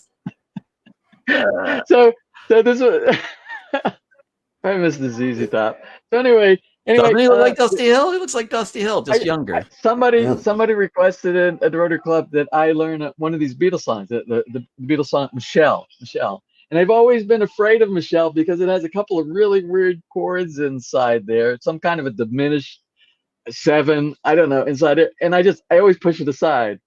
So I was looking, and this, when you look for tabs. YouTube has how to play the Beatles, Yep. Michelle, how to play ZZ Top, whatever. Right? So there's tons and tons and tons of material out there, but the guy goes through step but one note at the time, over and over and over. And I want to read it. I'm not a professional, but I am not you need for somebody who has a little bit of background, a carpenter who knows how to use a table saw, a mechanic who knows how to turn a wrench. Give me real quick the down and dirty so I can see you doing each one of the notes. And just let me get through it. I want to learn that thing as quick as possible. And what we started with at the very beginning, you said, on YouTube, there's tons of material, but you want to be able to learn it as quick as possible. That's why I go for the shortest video. Yeah. And I know other people are doing the same thing, so they're going to skip over you because they're going. And that's not right, but but that's what happens, right? Because you go like, how to replace the passenger side light bulb in a Chevrolet Colorado, and the reason I bring that up because I was just looking that up because mine went tits up on me. Anyway, so I'm like, there's all these videos on how to change a light bulb in a Colorado because it's you got to tear like half the truck apart to get to it. I'm like, where's the shortest video? I'm like, okay, that one's 5 minutes. Chris, that one. Chris says Chris is the mechanic right there. What kills me is and this is another thing, and if you lose me, which probably won't be a bad thing. My battery's already told me 2 times that I'm on battery out here in the backyard. So if you lose me, I'm not being rude and canceling out. It's the same old. My battery's going. Well, I got normally. Anyway, yeah, same here. We've already done 3 hours. 3 hours, 1 minute, and 58 which normally seconds. Indicates that we're at our closure time right here. But when it comes to mechanic, I hate the mechanic guy on there that's doing a DIY on something, how to change something, replace something, repair something, and you can't see. He's got a picture. You can see his hands. You can't see the bolt he's on. That's what you notice on my videos, how I go and I put you right in the spot where you're doing the repair, the card that you're doing, the ribbon cable that needs to come off. Well, the monitor, that's a good example of you honing in on the important spots. I put the camera in on the important spot. So many videos, especially mechanics, all you see is the back of his head. I'm taking off of the I've run into that, and I'm guilty of that myself. With some you have to have a combo socket with a universal joint to get right, but you can't see anything where he's getting to. You can't see. I want to know, where is he at on the engine? Where is he at on the block and stuff like that? Where is he at? And you can't see that. That's what I hate. That's where you lose details. ArtCo drones and auto mechanic. Anything. DIY. ArtCo drones, DIY solutions. We talk about everything. I'm done. I actually came in this morning. I got nothing. I got nothing to talk about here. But I just want to meet up with my friends inside here. I always come in. I'm like, I got nothing. But just go on. Sorry about that. So how long does it take you to edit? One good thing is we got one new person joined, Robbie. Thank you very much. He's in the chat. And he needs to replace the brakes on his SUV Kia. So, fronts or rears, it's a whole different game. I had a chunk of a rear rotor come off on Friday afternoon on my Colorado, and it's making a very unpleasant sound now. So it looks like either I'm going to have to buy new rear rotors and pads and go through the BS myself, or do I take the easy way out and just fix it with money? So I've been toying with That's one Right. way. But Brake problems in the mountains, not a good combination. Yeah, I'm probably just gonna, I'm feeling lazy. Yeah, I just don't have I don't have it anymore. I mean, I used to be like, oh yeah, I'll just do the rear brakes, and it's an afternoon basically, because here in the Northeast, everything's rusted together after like these parts have been on for 2 years. That means 2 winters. That means a lot of miles of rock salt and shit in there, and everything's gonna be just miserable to get apart. And I need Chris over here. I need somebody to replace my engine on my generator. Oh, that's right. The one that oh, there you go. yeah, that's the one that the crankcase has got about a 4-inch hole in the side. I wonder how many horse that is, because mine's a smaller generator. I wonder if we have the same size overhead valve, because I've got. I'm gonna say they're not big. I'm gonna say maybe 12 horsepower or something like that. I'm just guessing. I'm gonna unload that Honda I have. The carburetor got all gummed up. I want to talk about Honda so bad, and you're getting ready to close your show. But next week. I don't know. I wanted to. I don't know. We might get cut off here with my battery here, but I've been trying to buy that new. Honda has it's the same model. They have a new thing this year, and it's what is it? It's a generator that has Bluetooth connected to it, and you can connect it. You can actually connect. In the U.S., it's easy to connect because it's 3-phase. It's 3-phase 220, 240, but also 120. So you can easily tie it into your grid inside your house. And it will tell you how many it's got. They went total technology. It's the same model, the 2021.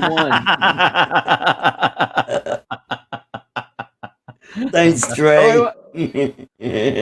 But I want this generator so bad. But although they say they sell it over in the Philippines, and you go on Lazada and there's like 100 people that sell it, they haven't gotten one sold for any of them, because people don't realize that it's actually 2-phase. It's 2-phase, 2-phase with a neutral to get 240 volts out of it, which basically it's like they do up in Manila. You have a 120 line 1 and a 120 line 2. Yeah, and you can actually tap in. You can put 120 in your house if you have American Appliances up in Manila, and just tap into one of the phases that's coming inside. But with this generator, won't do good down here because we are single phase 240 volts here, and I can't use that generator. I even wrote to Honda, and they replied back to me 2 days ago, and they said, no, that's only for the North American market. Can you get a step down? Even though it's step down, go from 240 to 120, but it's probably a buck and boost, probably $1 billion to get one. No, I don't want 120. I want 240 single phase. Oh, sorry. And I want that generator. And I think they make it down in New Zealand. You can get it in New Zealand. If I can get the New Zealand version. Okay, we'll talk. I'm stopping. I'm sorry. I'm stopping. I want to bring this topic up because it's something that's hot. It's something that I'm really, really angry about. Because if I could get somebody from Auckland in New Zealand, if I can get somebody. And it's expensive. It's like I think it's 7,000 Australian dollars for it down there. Call it a trip to Home Depot. Yeah. For a trip to Home Depot, for me, a trip to Home Depot is like $2,000 just for the trip. Well, that's true. Wait a second. That's true for any guy that walks in the Home Depot just to buy one thing. Tell me.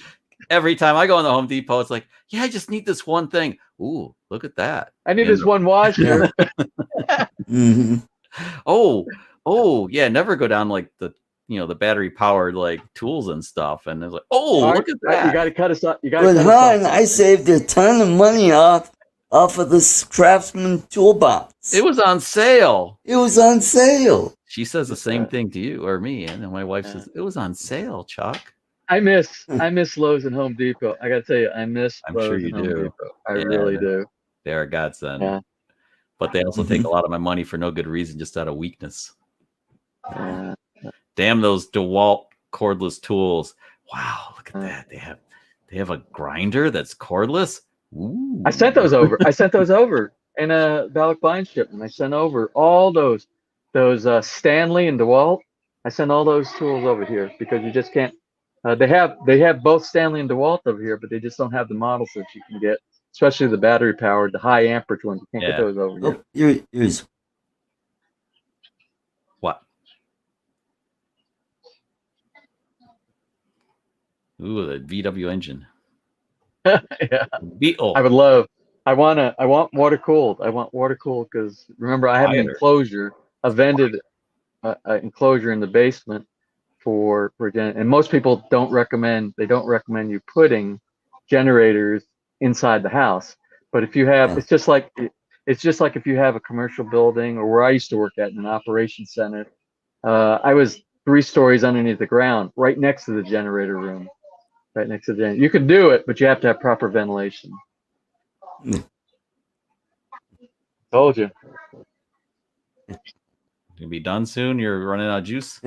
Yeah, you're gonna run out of battery. You're It's not good for you're your gonna lose battery me one to way or run the it other. way down to 2%. Yeah, we You're can. gonna lose me one way or the other, whether you Let hit him- the kill James button there or my battery dies. As a matter of fact, my Bluetooth.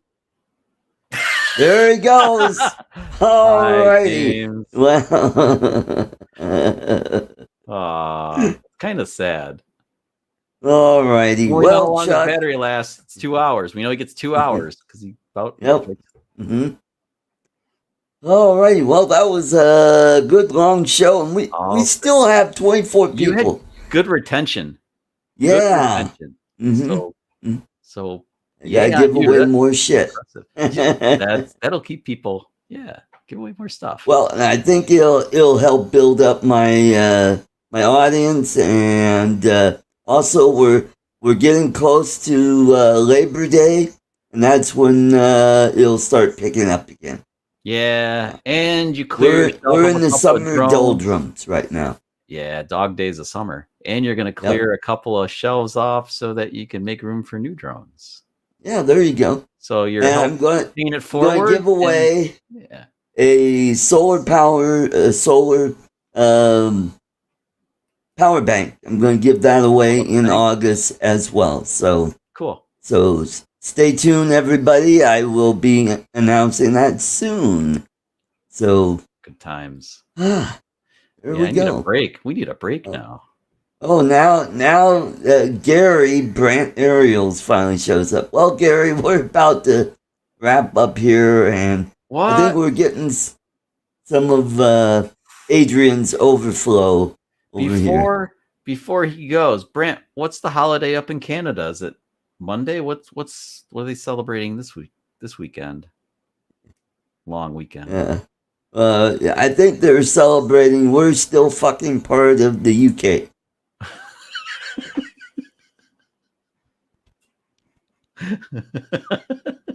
You can bring that up tomorrow. All right. Oh, see ya, Chris. I love Chris Wedgeworth. He's a great man. Great dude. So many of the guys in here are like following us around everywhere, no matter what we do. It's super awesome. All right, I'm looking it up, and it's a Heritage Day on the 2nd. Heritage Day. Yeah. Oh, and crap, it's Civic Provincial Day. Oh, they got a whole bunch of holidays. For Ontario, it's a Civic Provincial Day. Yeah, Steelman said it, in Ontario, it's Simcoe Day. Simcoe, yeah. Mm-hmm. Wow. Yep. We need an American holiday for Monday because I just don't want to work Monday. Can I take Monday as being Chuck doesn't want to work day Monday? That's probably not a good idea. I don't think the boss would appreciate that much. Well, I got less than 2 months before the company shuts down. Oh, you're going through that mess? Yeah. Oh, boy. I put my name on the list for position in Indiana. Oh, that's why you were considering Indiana. I'm stuttering now. Mm-hmm. Indiana. Indiana. Say. Yep. Been there. Visited anyway. My parents lived in Fort Wayne for a while. Oh, I performed at Snickers Comedy Bar in Fort Wayne, Indiana. I wouldn't know it, but I mean, I know of Fort Wayne. My parents have some pretty funny stories to tell about that place. maybe one real quickie one. The movers, because my dad was working for GE, they moved him there, and my dad called up the moving company, and he says it was Bow Wheel Movers. My dad calls up, he says, "Is this Bowel Movers?" And he's like, "That's Bow Wheel." Oh. I thought it was Bowel. Freaking dad humor. Yep. Mm-hmm. He's Yep. hard to, I don't know if that would get any. I don't think that'd win. Well, and cost of living is cheaper there. Yeah. And whereabouts in Indiana, though? Like roughly? Just south of Indianapolis. Oh, okay. Yep, in Franklin, Indiana. I'm more familiar with the northern part of Indiana, which borders on Illinois, basically. Michigan. Well, Illinois is to the west. Yes, right. In the corner there, because I was up. Anyway, yeah. I was out there for a couple of business things. Yep. North of Indianapolis a couple of times. A lot of people don't know Indiana does border a Great Lake. You have any idea what lake that is? It's the same one that's shared with Illinois, isn't it? Yes. Oh, I can't think of what lake it is, though, because I'm an idiot. Lake Michigan. Okay, you see, I gave me the answer before. They also have that unique situation where the timeline goes through the state. So, like, yes, that's right. That part of it is in central and part is in eastern. Yeah, and that and Metro Drones was already his answer, but the chat's delayed a little bit. Steelman too, so they knew, I didn't because I'm stupid. But I got to go to one of the really good craft breweries. Anyway, because my coworker didn't want to go, and he looks at his thing and he finds out. I said it's 3 hours away. He's like, 3 hours? We're not driving 3 hours. And then the other guy with us says, oh no, it's only 2. Because his mobile phone was seeing it as 2 hours, and I was seeing it as 3 because we were so close to the date line. I was like, oh yeah, I guess it's only 2. So we start driving, and he's like, holy 3 hours. I thought it was 2. I was like, well, now we're halfway there. So now it really is less than 2. So let's just, anyway, that is weird about that state being divided like that. Yep. And I remember it's Lake Michigan now. There you go. Alrighty. Chris gave me some advice on the headlight thing before we jump off. So thanks, Chris. Okay, cool. They're LED. You found drone production. Good to see you. Oh, man, we're still at 23. But my analytics are going to be great. Yeah, they are. You're going to be, dude, you're going to be looking good. And I got some super chats, which is good. Yeah. That's going to help. So, July, I got nothing for July. How's your little project going with drones for disabled people going? Boy. Well, because I've been, I'm looking about my job, what's going to happen in October. That's a pretty good distraction. Yeah, it takes you away from other stuff.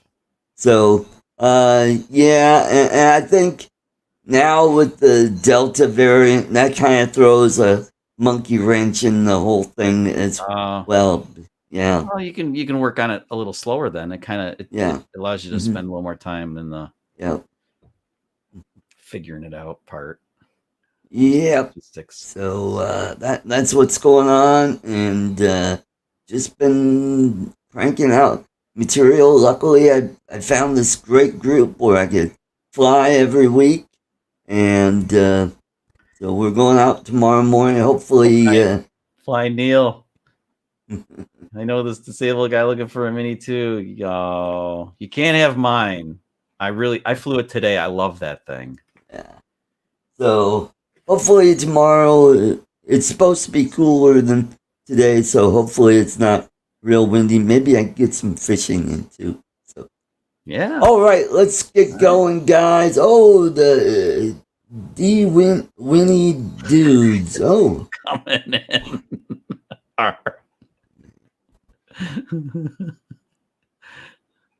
Hello there. Welcome to the channel. We're just about to wrap it up here. So Always next Saturday, same bat Yep. time, same bat channel. Bat channel. So thank you everybody for coming. Have a great weekend, and we'll catch you next week. Take care, Chuck. Peace out. Thanks, Art. All right. Thanks, Bye-bye. everybody. See you later. All right, folks. We'll catch you. I will call you, Chris. Okay. Take care, everybody. See you. Bye-bye.